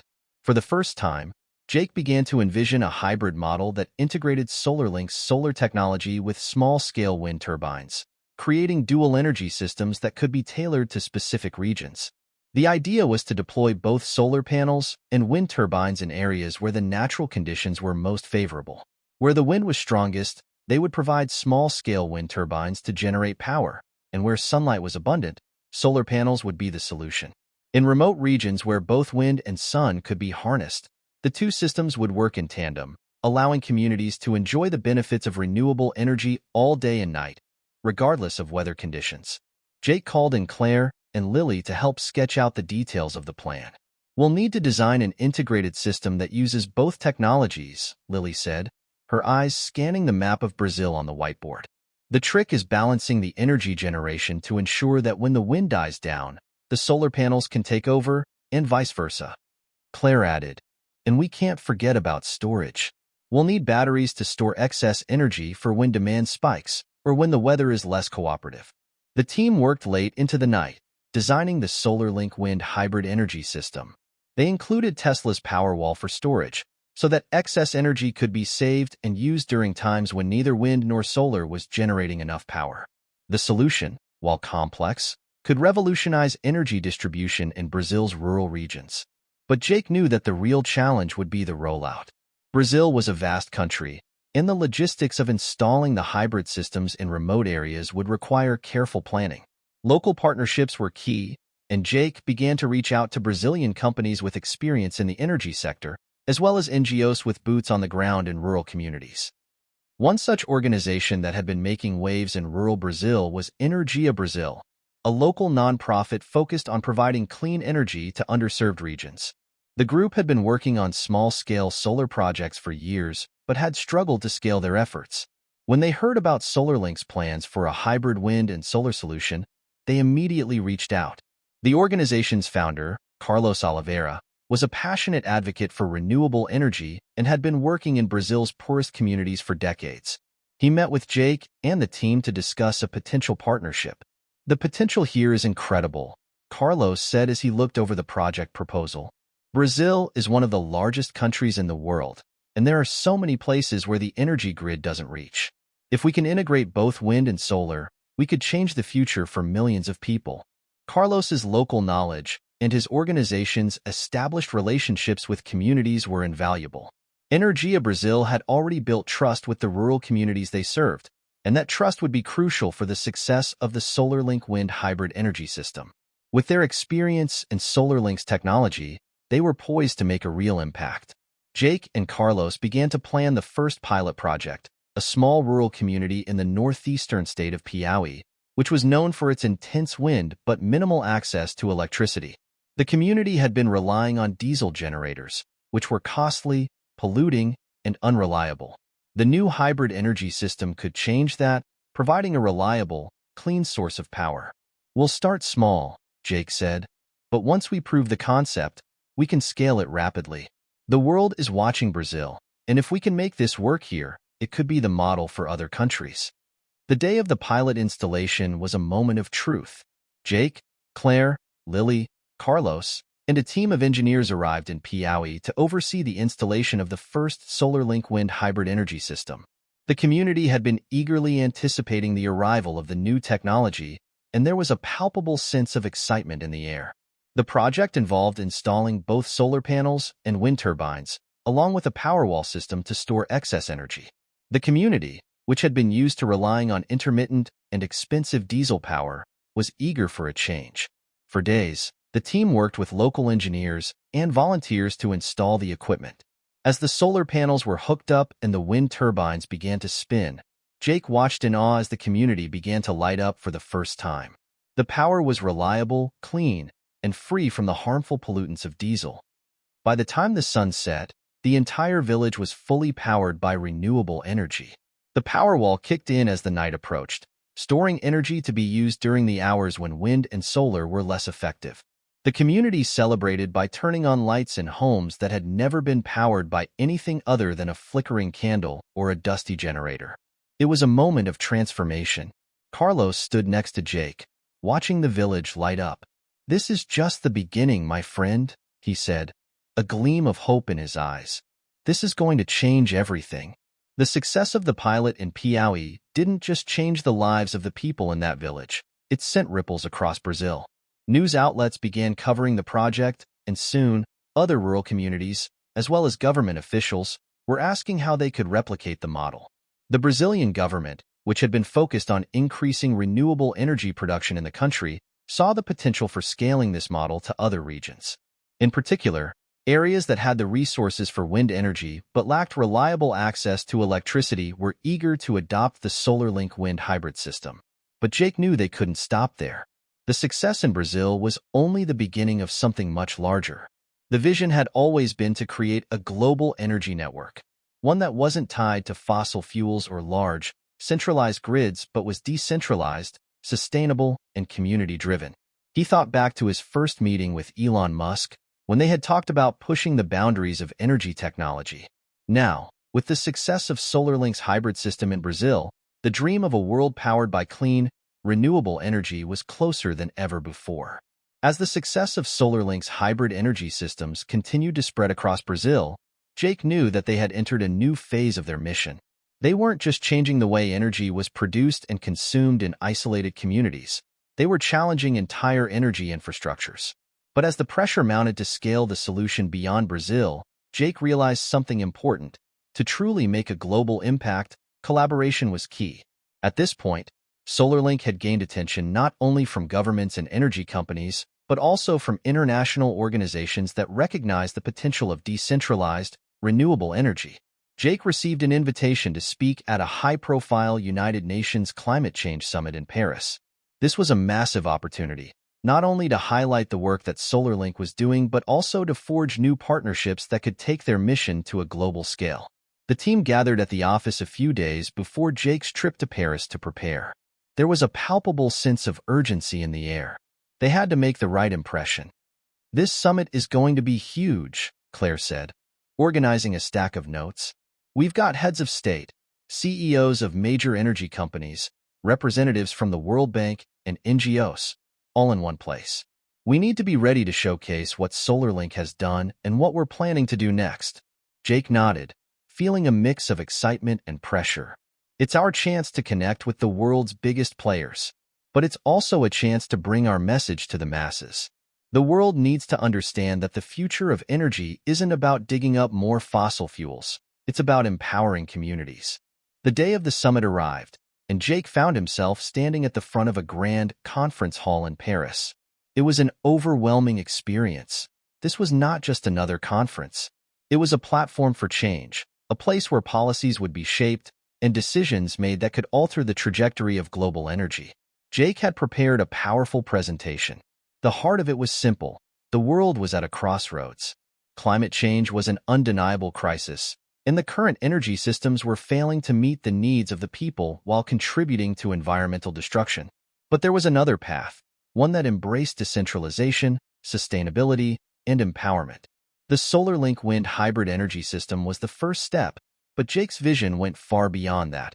It was about creating a global energy network built on clean, renewable resources, with the capacity to scale from rural villages in Africa to sprawling cities in Asia. When it was Jake's turn to speak, he stepped onto the stage, the bright lights casting a spotlight on him. The crowd was silent, waiting to hear what this young entrepreneur had to say. He clicked the remote in his hand, and the first slide appeared behind him. A map of the world dotted with bright spots, locations where SolarLink had already made a difference. Jake cleared his throat and began. "Ladies and gentlemen, the world is changing, and so is our relationship with energy. For too long, we've been dependent on centralized, fossil fuel-based power systems that are polluting our planet and leaving billions without access to reliable electricity. But there's hope. With the right technology and the right partnerships, we can create an energy future that is sustainable, decentralized, and accessible to all." He clicked to the next slide, a picture of a small village in Kenya, now powered entirely by solar panels and energy storage systems. Then, a shot of the first SolarLink wind hybrid system in Piauí, Brazil, with the community's homes lit up at night. "This is the future of energy," Jake continued. "Not just one country or one region, but the entire world connected through decentralized, renewable solutions." The audience responded with applause. Jake felt a rush of adrenaline as the energy in the room shifted. This was more than just a pitch, it was a call to action. In the days that followed Jake's speech, SolarLink received an overwhelming amount of attention. Heads of state approached him, eager to discuss how they could implement similar solutions in their countries. CEOs of major energy companies asked about potential partnerships, while leaders from international development organizations saw the potential for scaling SolarLink's model across the globe. Jake knew that this was a pivotal moment. SolarLink had never been in the spotlight like this before, and they couldn't afford to waste the opportunity. Among the many conversations Jake had, one stood out: Gretchen Muller, the head of Global Energy Solutions at the World Bank. She was keen on SolarLink's approach, but had concerns about the ability to scale the technology to meet the needs of billions of people. "You've done incredible work in Kenya, India, and Brazil," Gretchen said, sitting across from Jake at a round table in the summit's VIP area. "But the question is, can it scale? Can you bring this to the 1.3 billion people in Africa who are still without electricity? What happens when you hit roadblocks? When the infrastructure doesn't exist?" Jake leaned forward, his passion clear. "It's not just about scaling the technology, it's about scaling the idea. The idea that energy doesn't have to come from a centralized grid, that communities can be empowered to produce their own electricity using renewable resources. The technology already exists. We just need to adapt it to each community's unique needs. We need partnerships, local partnerships, to make it work." Gretchen nodded, impressed by Jake's clarity and conviction. "And you're right about that. Local partnerships are essential. But it's not just the technology. We need to build the infrastructure. If we're going to take this to the next level, we need massive investment in education, training, and local capacity building." Jake smiled. This was exactly the kind of conversation he'd hoped to have at the summit. One that wasn't just about technology, but about building a global movement, one where governments, businesses, and communities all played a role. By the end of the summit, Jake had secured several key partnerships that would help SolarLink expand its reach. The World Bank was interested in funding a large-scale energy access project in sub-Saharan Africa, with SolarLink as a key player in the development and installation of renewable energy systems. Major energy companies, like Siemens and Shell, had expressed interest in working with SolarLink to integrate wind and solar power into their portfolios. But the most exciting opportunity came when Tesla approached Jake with an idea that could change everything.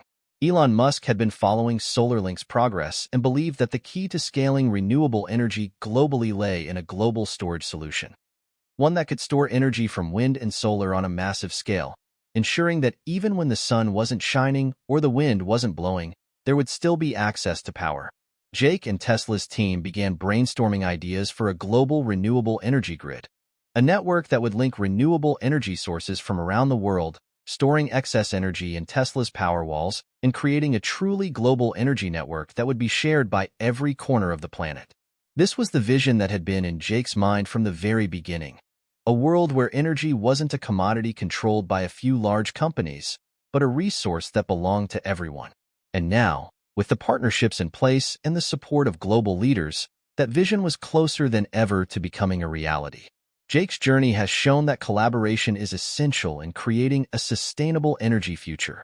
What do you think are the key components needed for a global energy network? How can we ensure that all nations, rich and poor, have access to the renewable energy solutions they need? Share your thoughts below. The momentum behind SolarLink's vision was undeniable. With the partnerships forged at the UN Climate Summit and the growing support from influential organizations and governments, Jake felt a surge of optimism. But optimism alone wouldn't get them where they needed to go. It was clear that the next phase of SolarLink's journey wouldn't be easy. Global integration would require navigating complex political landscapes, securing large-scale financing, and managing the immense logistical challenges of bringing renewable energy to the farthest reaches of the globe. Despite the challenges, Jake was ready. After all, SolarLink wasn't just a company. It was a movement.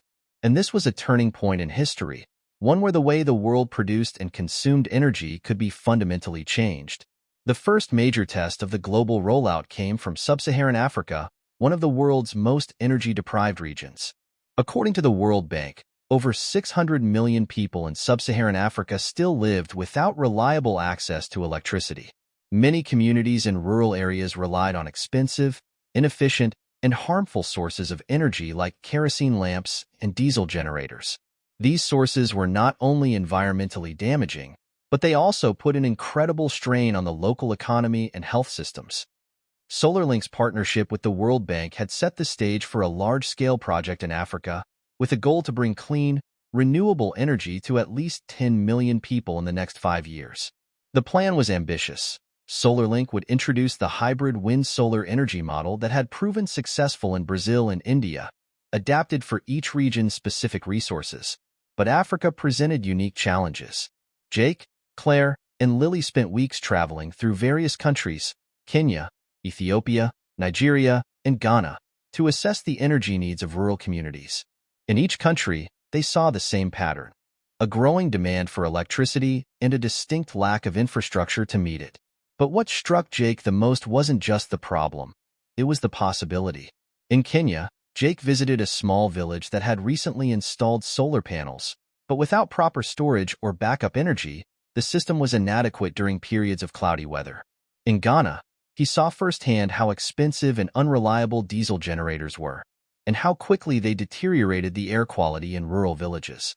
In Ethiopia, Jake met with local engineers who had been working to build wind farms, but they lacked the funding and expertise to get the projects off the ground.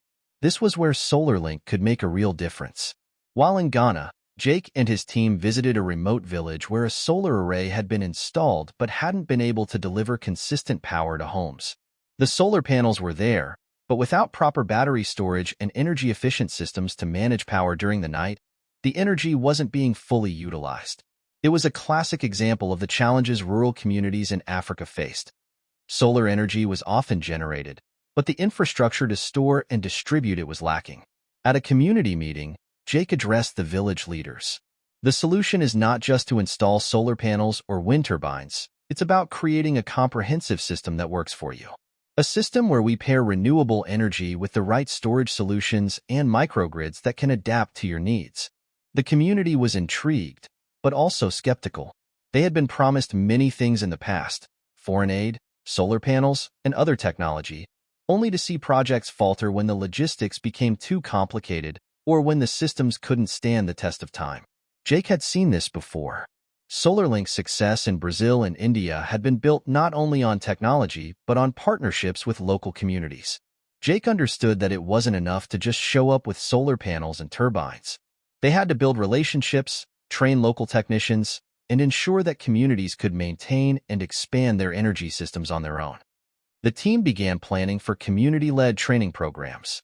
SolarLink would send experts to teach local technicians how to install, maintain, and troubleshoot solar panels and wind turbines.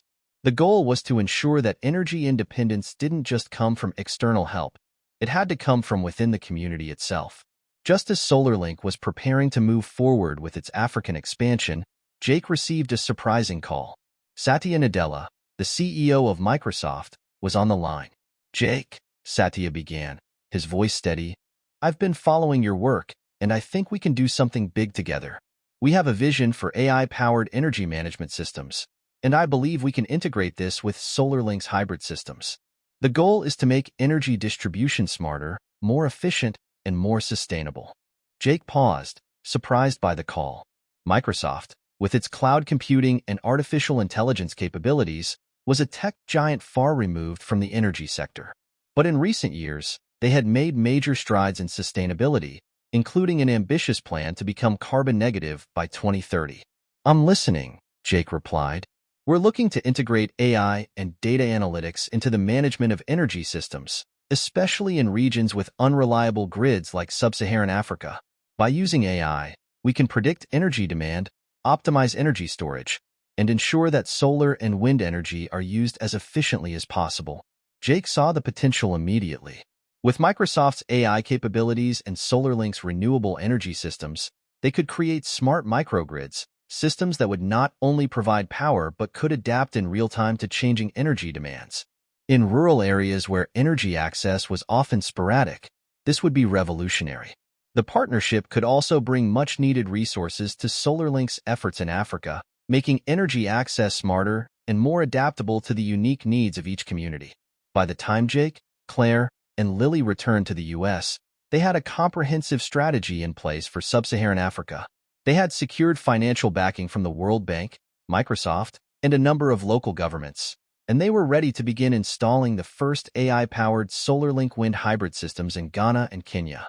The first step was to start with pilot projects that would integrate both renewable energy and AI energy management.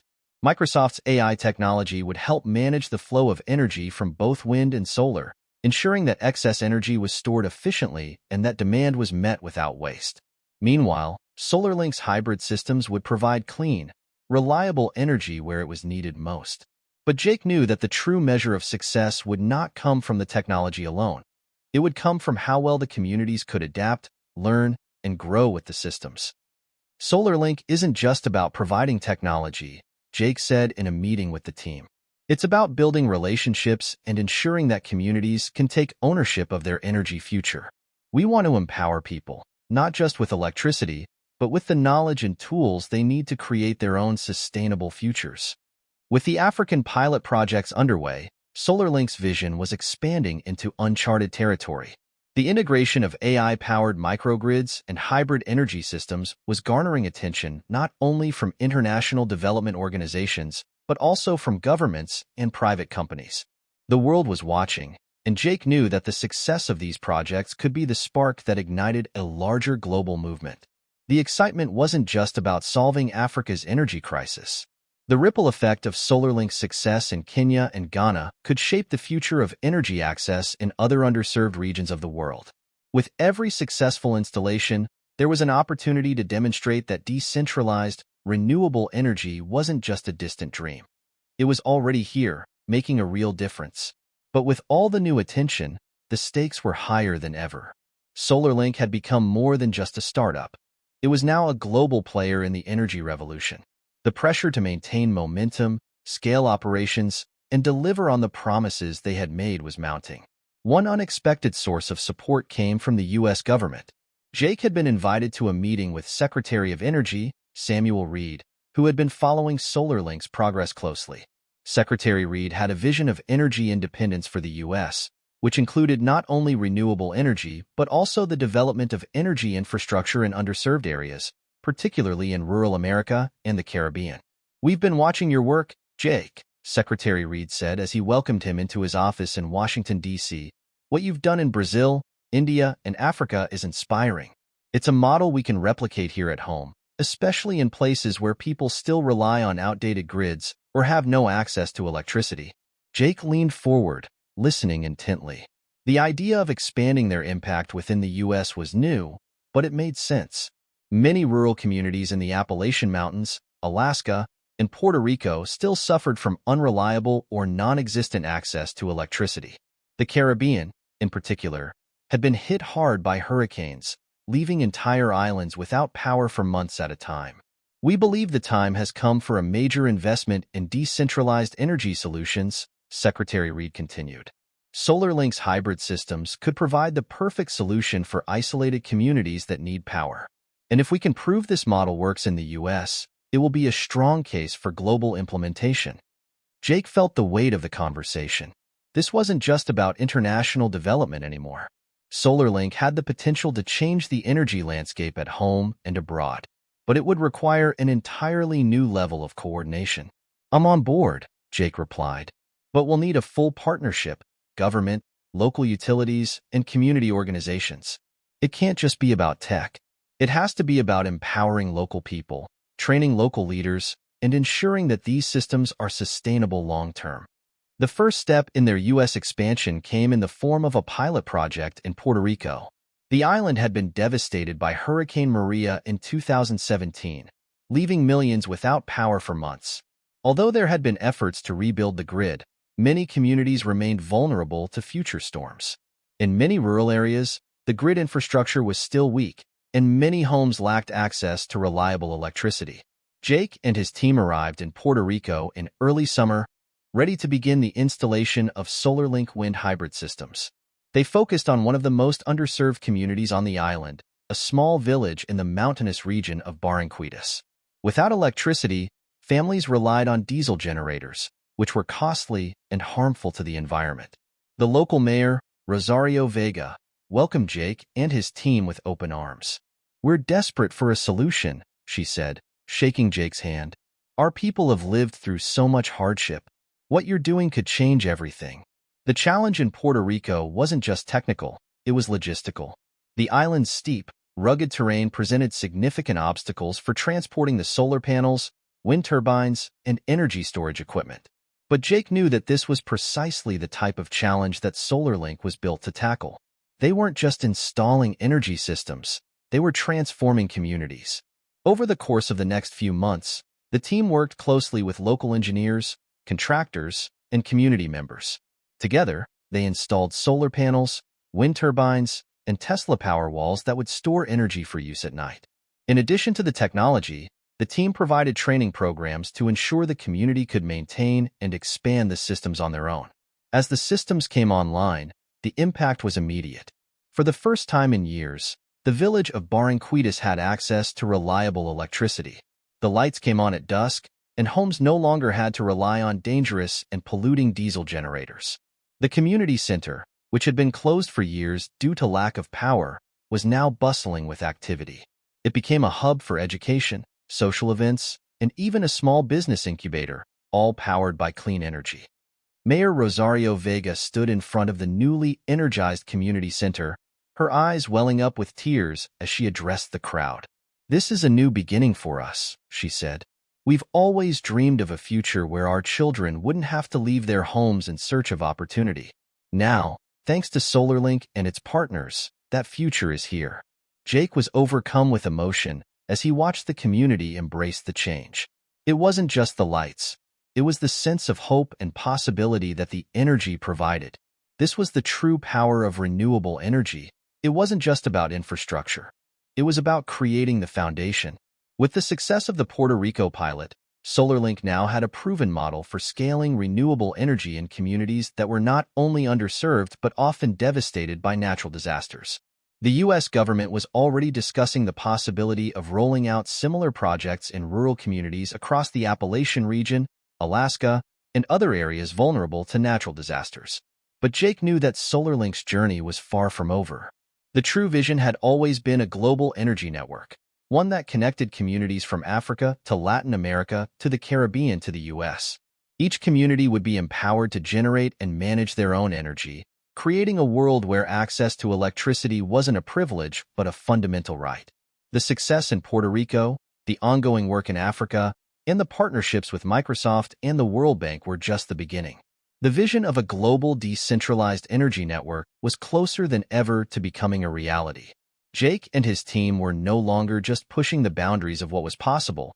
They were creating a future where clean, reliable energy was available to everyone. The success in Puerto Rico and Africa is proof that renewable energy can transform communities. What other regions or countries do you think would benefit most from SolarLink's model? How can technology and innovation help solve the energy crisis around the world? Share your thoughts below. As SolarLink expanded into new territories, the weight of responsibility began to feel heavier with each passing day. Jake had always believed that renewable energy was the key to the future, but the scale of the challenge was far larger than he had initially imagined. It wasn't just about technology. It was about building a movement, one that could transform entire economies and ways of life. Every decision, every new partnership, felt like it carried the weight of the world. But it was also thrilling. After the success of Puerto Rico and the promising results in Africa, SolarLink was on the cusp of something truly monumental. As the company prepared to roll out its solutions across rural America, more and more nations were starting to take notice. The momentum was undeniable, but with success came new challenges that could derail everything they had worked so hard to achieve. Back in Silicon Valley, Jake and Claire were preparing for a major presentation. The project they were working on was one of the largest and most ambitious, a collaboration with India's government to bring clean, affordable energy to some of the country's poorest states. This partnership had the potential to power millions of homes in rural regions across the subcontinent. But as the team gathered for their final strategy meeting, something unexpected happened. An urgent email flashed across Jake's phone. It was from Samantha Carter, the company's chief financial officer. Her message was brief, but it was enough to send a chill down Jake's spine. "Jake, we've got a major issue. One of our key investors, Aurora Capital, is pulling out of the India project. They're concerned about the scalability of our hybrid systems and the potential for future profits. We need to address this now, before it impacts the entire project." Jake quickly scanned the email. Aurora Capital was one of SolarLink's earliest investors, an influential firm that had supported the company through its growth from the very beginning. If they pulled out of the India project, it could undermine SolarLink's credibility and scare off other investors. "I've got to take care of this," Jake said, standing up abruptly. "This could be a deal-breaker for the India expansion." Jake and Claire immediately headed to a private room, where they could hash out a plan. The situation was tense. Aurora Capital's concern about scalability wasn't entirely unfounded. Despite the success of their initial projects, SolarLink had yet to demonstrate that its hybrid wind-solar solutions could be deployed on a large scale in countries with limited infrastructure and resources. The logistics were complex, and scaling up operations in a country as vast as India was no small feat. "Maybe we're trying to do too much too fast," Claire said, her brow furrowing. "I mean, India is huge. The challenges we face there are unlike anything we've encountered before." Jake paced the room, deep in thought. He understood the stakes. India wasn't just any country. It was one of the largest energy markets in the world. The opportunity was immense, but so were the risks. "We've made promises to the communities in India, Claire," Jake said, his voice firm. "We've shown them hope. I can't let this fall apart." But Claire wasn't so sure. What if we don't have the capacity to handle it? What if scaling up means compromising quality or leaving these communities in the lurch? The question hung in the air. It was the moment of reckoning. SolarLink could pull back, cut its losses, and focus on its other projects. Or it could take a gamble, pushing forward with even greater ambition, trusting that the model could work if they committed to the vision. But either way, there was no going back. The decision would define the company's future. Jake made the call to Aurora Capital, determined to convince them that SolarLink's hybrid energy solutions could scale, and that they were the right partner for the job. The conversation was tense, with both sides presenting their arguments. Aurora Capital believes the risks are too high, the senior partner, Bradley Moore, said over the phone. "The scalability just isn't there, Jake. And without the financial backing, we can't afford to take this on." Jake's voice was steady. "I understand your concerns, Bradley, but we've worked tirelessly to prove the model works in Brazil, Africa, and Puerto Rico. What we need now isn't just money, it's faith. We can scale this, and here's how." Jake quickly laid out a solution that would not only address Aurora's concerns, but also showcase SolarLink's ability to meet India's unique energy challenges. They would collaborate with local engineers and design hybrid systems specifically for rural India's infrastructure, systems that could be easily replicated in different parts of the country. The breakthrough came when Jake suggested the introduction of modular energy storage units, allowing communities to deploy renewable energy solutions in stages, increasing capacity over time. This approach would eliminate the need for large, upfront investments and reduce the logistical burden of deploying technology in remote areas. With a combination of AI-powered microgrids and local partnerships, SolarLink could prove its scalability. There was a long pause on the other end of the line. "You've got our attention," Bradley finally said. "I'll need to take this back to the team, but I think you've just outlined a path forward. I'll get back to you in 48 hours. Jake hung up the phone, a sense of cautious relief washing over him. They weren't out of the woods yet, but this was a turning point. He had convinced Aurora Capital to take a second look at the project. Now, they had to execute and do it flawlessly. In the days that followed, the team worked around the clock, refining the proposal for the India project and ensuring that they had all the necessary support from local governments and organizations. They also secured additional funding from other investors who were eager to be part of the global energy revolution. Jake felt a renewed sense of purpose. If SolarLink could successfully scale its systems in India, it would prove that the vision of decentralized, renewable energy wasn't just possible. It was the future of energy access worldwide. The stakes were higher than ever, but for the first time in a long while, Jake felt an overwhelming sense of clarity. He was doing this not just for the communities in India or Africa or the US, but for every person on this planet who deserved access to clean, affordable energy. After months of tense negotiations, technical development, and refining the business model for India, SolarLink finally secured the go-ahead for their largest project to date. But while the success of the India venture seemed like a win on the surface, the real test had only just begun. Could they deliver on their promise, not just with technology, but with the trust of the communities they were set to serve? Jake knew that scaling solar-wind hybrid systems across India's rural regions wasn't just a matter of setting up infrastructure. It was about forging relationships with communities that had been neglected by traditional energy companies for decades. People in these regions weren't just looking for electricity. They were looking for a better future, one that was empowered by reliable, sustainable energy. The first site of implementation was in Bihar, one of the poorest and most energy-starved states in India. Jake had visited many rural areas across the globe, but the sheer scale of need here was staggering. The villagers had never experienced consistent electricity. They had learned to live without it, relying on kerosene lamps and diesel generators. Dangerous, expensive, and unreliable. Jake stood on the dusty streets of a small village in Bihar, surrounded by rows of mud huts.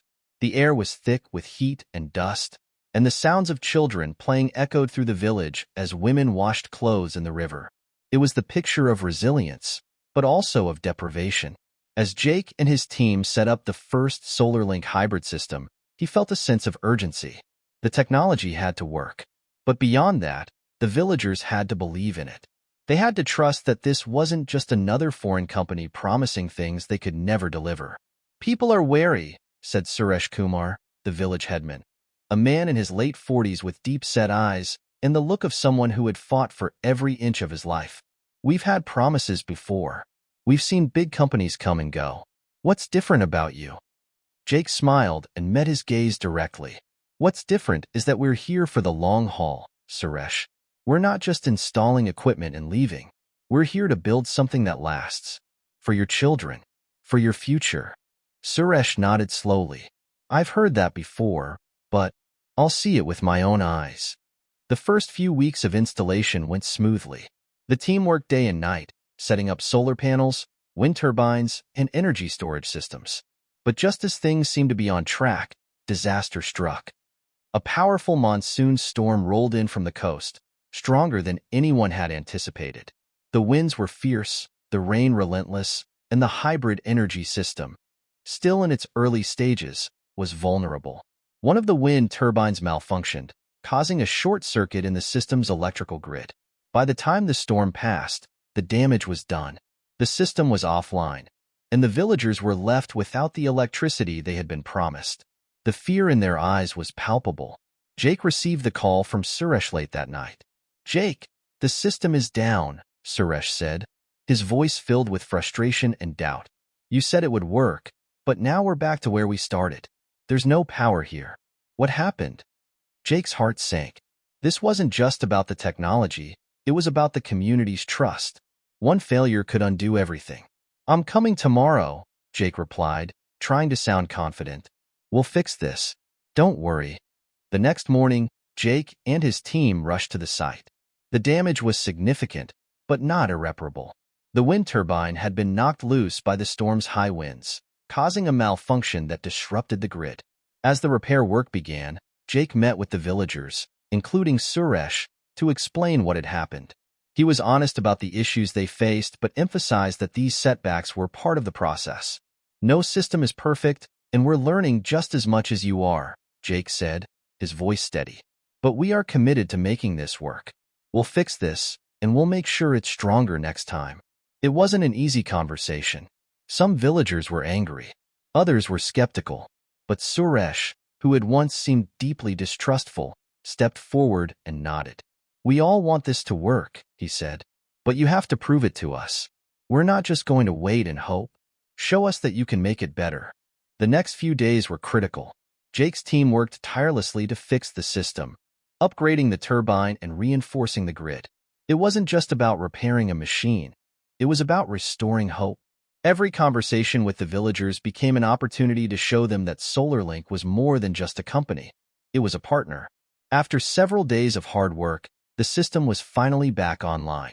This time, however, Jake wasn't just concerned about the technology. He was focused on the community's reaction. Would they trust them again? As the villagers gathered around the system to see it in action, Jake watched closely. The solar panels flickered to life, the wind turbine began turning, and the energy storage units hummed with power. The lights came on in the community center for the first time, illuminating the small village square. The energy surged through the village, and for the first time, the people of Bihar were living with the certainty of reliable power. Suresh, standing off to the side, smiled quietly. "You've done it, Jake. You've kept your word."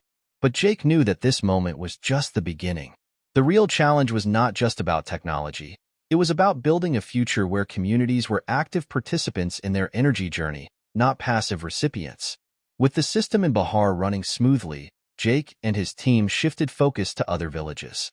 The lessons learned from the setback in Bihar had given them valuable insights into the challenges of operating in India's diverse regions. The team now understood that this was about more than just installing a system. It was about working with the people, addressing their fears, their concerns, and their aspirations. As the success stories began to grow, the ripple effect was felt not only in Bihar but in other parts of India. The AI-powered microgrid was rolled out in Uttar Pradesh, while the solar-wind hybrid systems were implemented in rural Maharashtra. The success of each installation was proof that SolarLink's model could scale, that they could meet the needs of the world's most underserved communities. But Jake knew that success wasn't just about numbers or profits. It was about the people who had trusted him. The people like Suresh in Bihar, who had risked their faith on a promise. This project, now blossoming across India, wasn't just about energy. It was about creating a legacy of empowerment. The energy they brought to these communities wasn't just about lights. It was about hope, possibility, and the ability to dream of a better future. The success in India was just the beginning. With the Bihar project now firmly operational, Jake and the team at SolarLink turned their attention to the next phase of their global mission. The promise of affordable, renewable energy had begun to resonate not just with local communities, but with governments, investors, and global organizations. As SolarLink's solutions gained traction, other nations began to take notice. In a matter of months, SolarLink's technology had been deployed across parts of Africa and South America, proving that their hybrid energy systems were capable of bridging gaps in some of the world's most underserved regions. With each new project, the vision of a connected, sustainable world seemed more achievable. But while the mission was clear, the journey was fraught with challenges. Jake knew that it was time to scale even further, to push the boundaries of what SolarLink could achieve. But doing so would require navigating new obstacles, including political complexities, regulatory hurdles, and the growing pressure to keep up with demand while maintaining quality. While the technological success of SolarLink was undeniable, the company now faced growing pressure from investors and stakeholders to prove that it could maintain its growth rate. As they expanded into new regions, the question was no longer whether the technology worked. It was whether they could implement it efficiently, at scale, and in politically unstable environments. Africa, for instance, presented unique challenges, from supply chain disruptions to governmental red tape. Jake had just returned from a high-stakes meeting with officials in Nigeria, where he had pitched SolarLink's hybrid systems as part of the country's national energy transition plan. While the interest from the government was there, the bureaucracy was more complex than Jake had expected. In the midst of navigating the complexities of energy policies in Nigeria, he also received word that one of SolarLink's key investors, David Park, a tech mogul from Silicon Valley, had voiced concerns. David had been one of the earliest backers of the company, but as the stakes grew, so did his anxieties. "Jake," David had said over the phone, "I'm just not sure if SolarLink can scale at this rate. We're seeing great results in the short term, but what happens when the demand outpaces your ability to deliver? Can you honestly say that SolarLink is ready for the next stage?" Jake had been honest. "We're scaling, but it's not easy. We need to make the right moves, strategically, operationally, and culturally. It's going to take time, but we have a solid plan." David remained skeptical. "You've got 12 months. If we don't see the same level of growth, we may have to rethink our support." Jake had felt the pressure mounting. The next 12 months would determine the future of SolarLink, but also the future of global energy itself. The stakes were now higher than ever. In addition to the immediate logistical hurdles of scaling their operations, Jake was confronted with a more complex challenge: maintaining the original vision of SolarLink while meeting the growing demands of governments and corporations who were eager to adopt the technology. The company had always prided itself on its mission-driven approach, ensuring that technology didn't just benefit the wealthiest countries or the most developed regions. But the reality was that as solar and wind technologies proved themselves to be viable alternatives to traditional fossil fuels, the interest from corporate giants and governments began to shift. During a strategic meeting with Claire and Michael, Jake reflected on the balance that needed to be struck between the company's commercial interests and its commitment to the underserved. "We've got offers from some of the largest corporations in the world," Claire said, laying out a portfolio of partnership proposals on the table. "But we can't lose sight of our original mission. We're not just building systems to make a profit. This is about people, those who have been left behind." Michael, the company's chief engineer, leaned forward. "I agree, but we can't deny that these partnerships are essential for scaling quickly. It's the only way to stay ahead of the competition and keep the momentum going." Jake rubbed his temples. He had always believed that SolarLink could be different, that it could create a new model for energy production, one that wasn't just about profits but about sustainability and equality. But the path forward was getting more complicated. The financial pressures from investors and the political pressures from governments were beginning to conflict with the company's foundational values. "We need to walk a fine line," Jake said, looking at both Claire and Michael. "Our mission is still to provide clean, affordable energy to those who need it most. But we can't ignore the business side of things. We'll need to be strategic and make sure we're partnering with the right players." A few weeks later, Jake was faced with a pivotal decision. A major energy conglomerate, Global Energy Corporation, had approached SolarLink with an offer to become a primary investor in exchange for exclusive rights to deploy SolarLink's technologies across Europe and North America. The offer came with immense financial backing, access to an already established market, and the resources needed to rapidly expand. But there was a catch.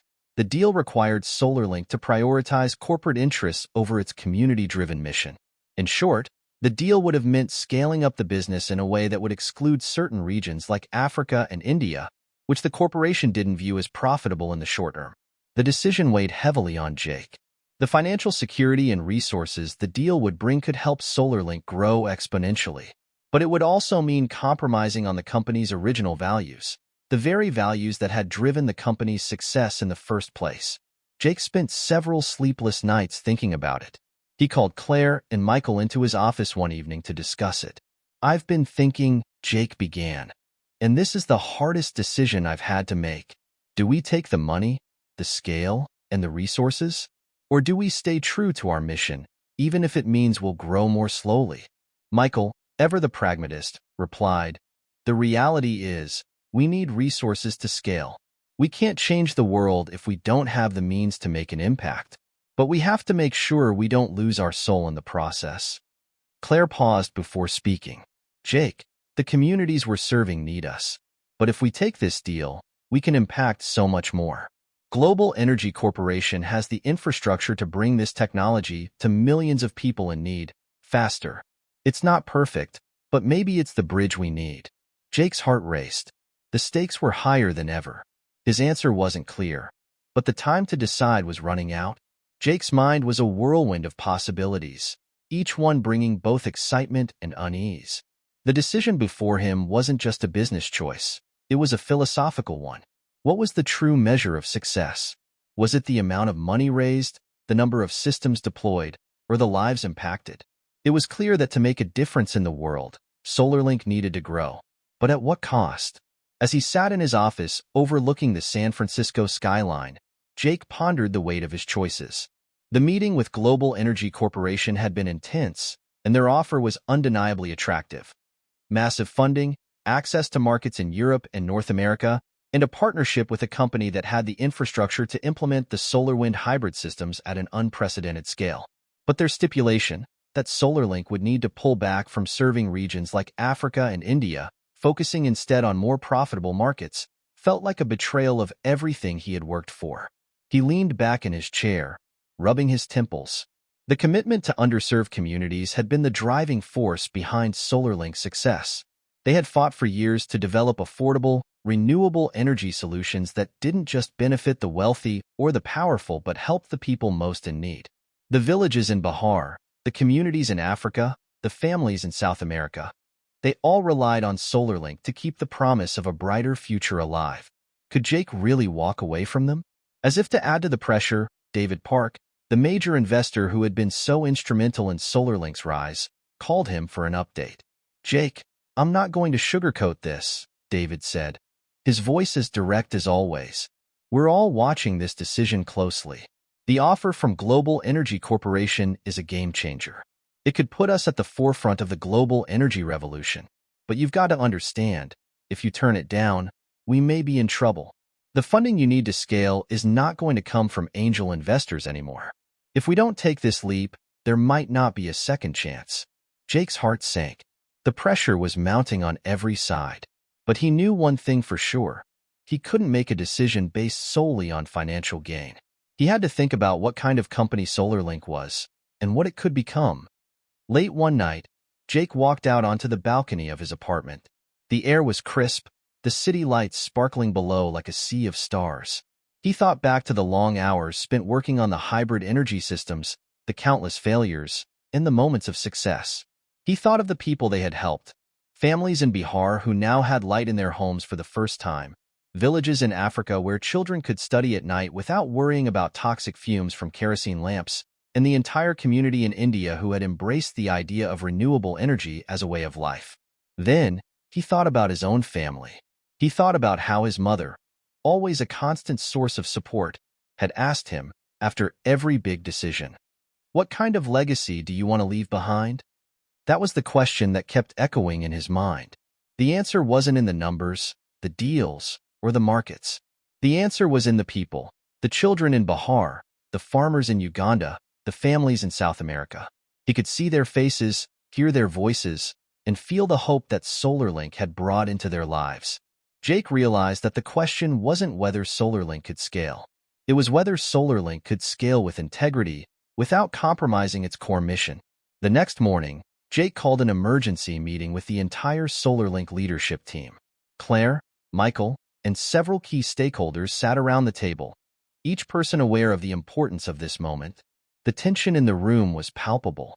"Everyone," Jake began, his voice steady, "I've spent the last few days thinking about the offer from Global Energy Corporation and the path we're on. And I've come to a conclusion." He paused, looking at each person around the table. "We cannot abandon our mission. We cannot prioritize profits over the people we've promised to serve. Yes, Global Energy Corporation can offer us the resources to grow faster, but at what cost? If we take their deal, we might make more money, but we lose the very thing that makes us who we are. Our soul, our purpose." The room was silent as Jake continued. "We've built something different here. We've shown that it's possible to deliver renewable energy solutions in the most underserved regions. And I believe we can continue to do that, without compromising our values." Claire looked at him with a mixture of admiration and concern. "Jake, this is a huge risk. We're talking about a massive financial investment. If we turn it down, are we ready to go it alone?" Jake nodded, his expression resolute. "Yes, we're ready. It's going to be harder, and we might face setbacks.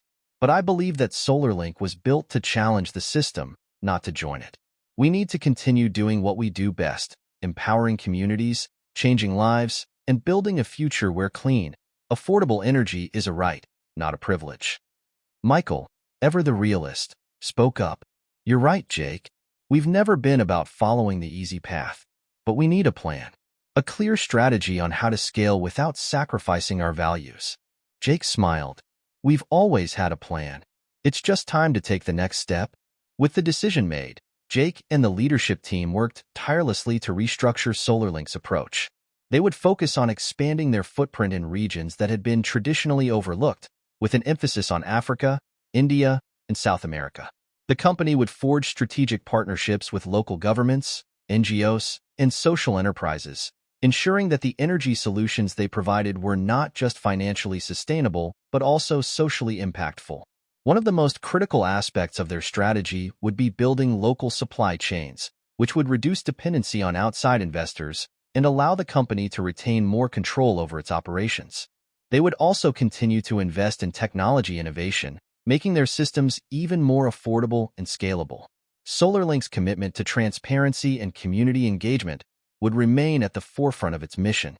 They would work directly with the communities they served, ensuring that the people they impacted were always part of the solution.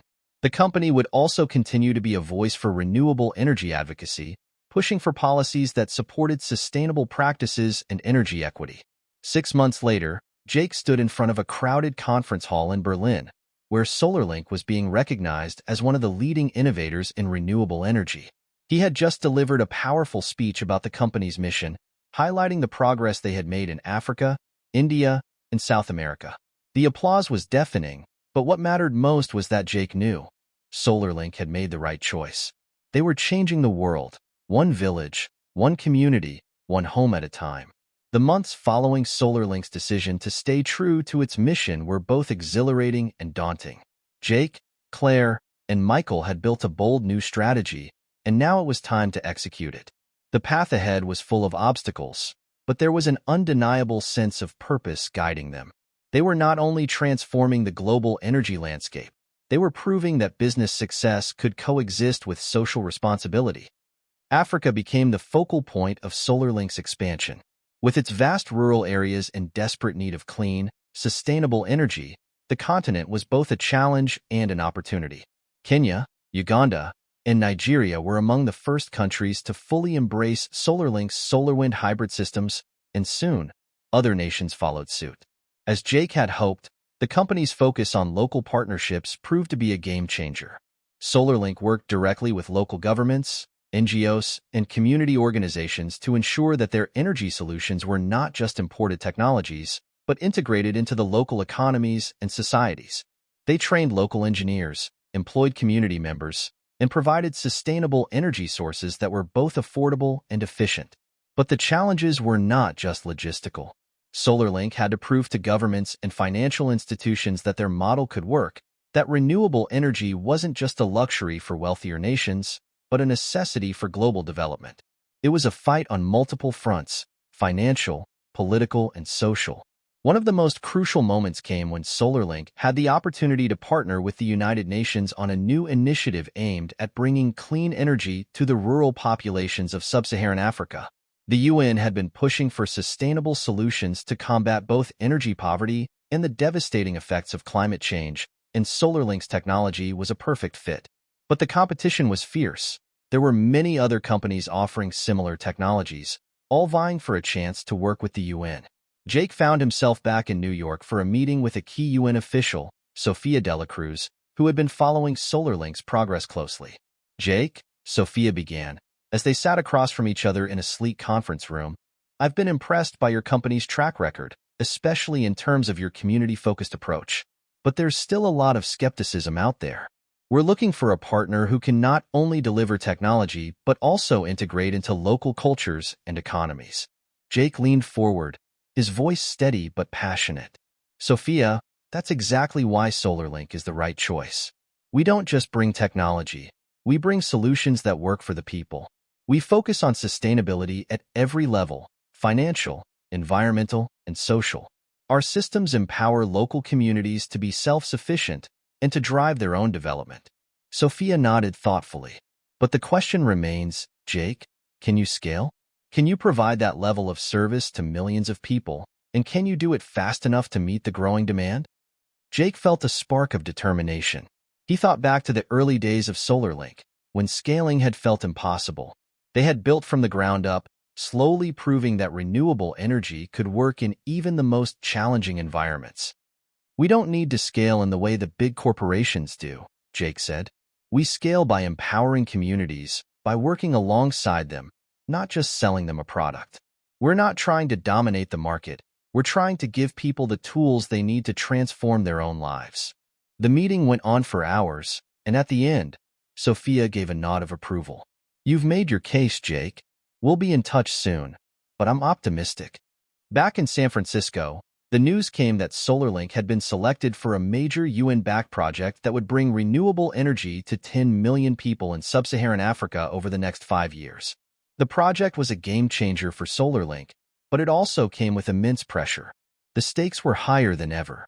Jake knew this was the turning point. They were no longer just a small startup with a good idea. They were now part of something global, a movement that would change the future of energy. But it wasn't just about the technology or the partnerships. It was about the people, the children who would have access to clean water thanks to SolarLink systems powering pumps and irrigation. It was about the farmers who would be able to power their homes and businesses with renewable energy, allowing them to save money and reduce their environmental footprint.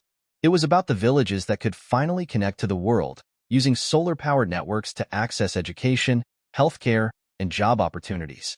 The ripple effect of their decision was beginning to show. With the UN project officially underway, SolarLink began to receive recognition from governments, international organizations, and media outlets worldwide.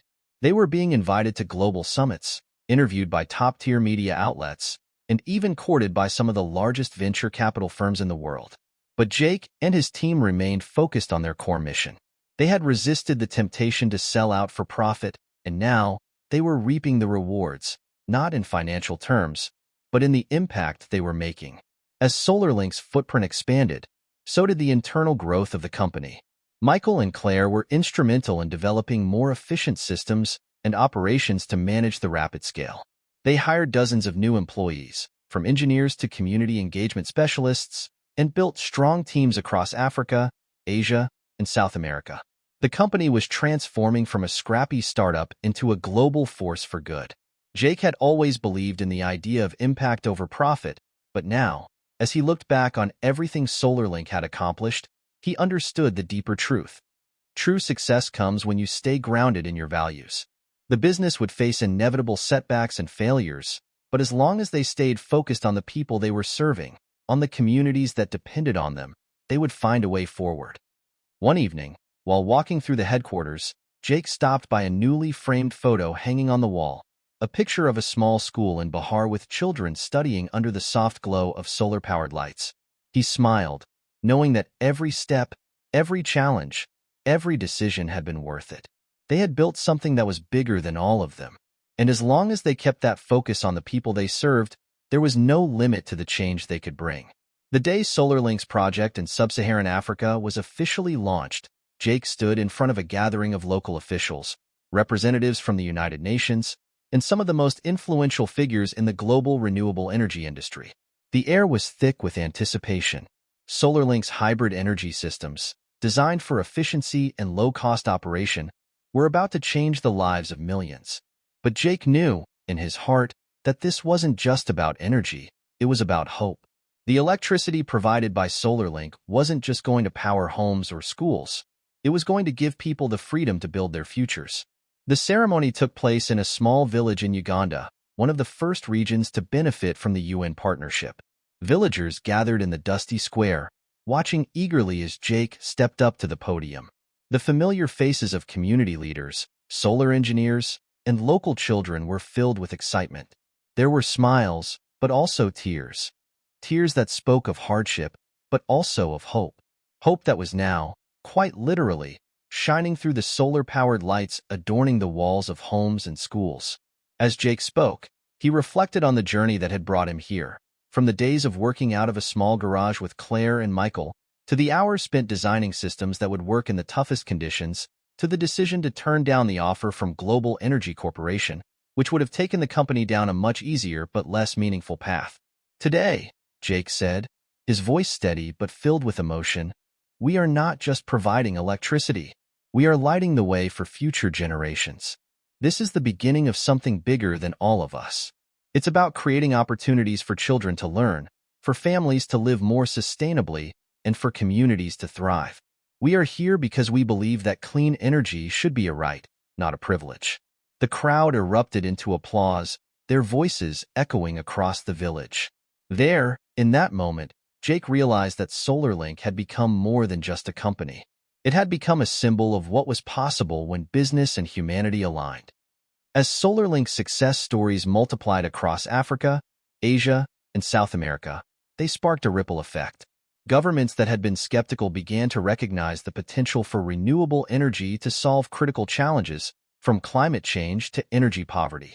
Schools, hospitals, and farms that had once relied on expensive and inefficient power sources now thrived under the consistent and affordable energy provided by SolarLink systems. SolarLink had become the leading example of how sustainable innovation could tackle global challenges, and they were only getting started. But Jake didn't just want SolarLink's story to be about numbers and technology. He wanted it to be about the people. One afternoon, Jake was visiting a new project site in India when he was introduced to a young girl named Priya. She was 10 years old, with bright eyes and a shy smile.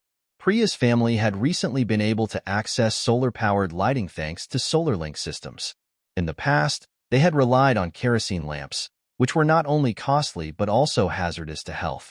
Now, Priya could study at night, using the light to read her school books, books that had once been a luxury.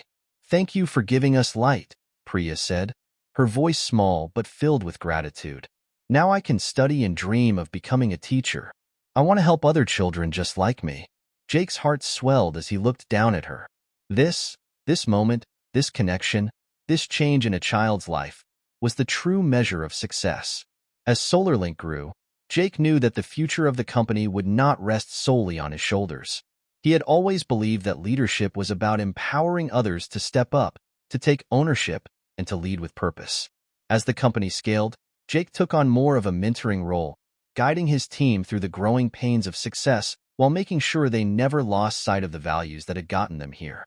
Claire, who had been with Jake from the beginning, had transitioned into a key role overseeing the company's global operations. She had become a master at navigating the complex logistics of working in multiple countries, understanding the cultural nuances of each region while ensuring that the SolarLink model remained intact. She was the one who had expanded SolarLink's reach, creating strategic partnerships with local organizations and governments to ensure that SolarLink systems were deployed in the most impactful way possible. Michael, on the other hand, had taken over as Chief Technology Officer, leading the development of new, more efficient versions of SolarLink's SolarWind hybrid systems. He was passionate about keeping the technology affordable and reliable, ensuring that the systems were always built to last, no matter where they were deployed. But Jake's legacy wasn't just in the systems SolarLink had built, or the millions of people they had helped. It was in the culture they had created, a culture that believed in sustainability, integrity, and above all, human connection. One quiet evening, Jake was walking through SolarLink's newly opened innovation center in San Francisco when his phone rang. It was his mother. "Jake," she said softly, "I saw the news. I'm so proud of you. You've done something incredible. You've built something that not only changes lives but does so with such heart. I always knew you had it in you." Jake smiled, a lump forming in his throat. It had been a long, hard road, but his mother's words reminded him of why he had done it all in the first place.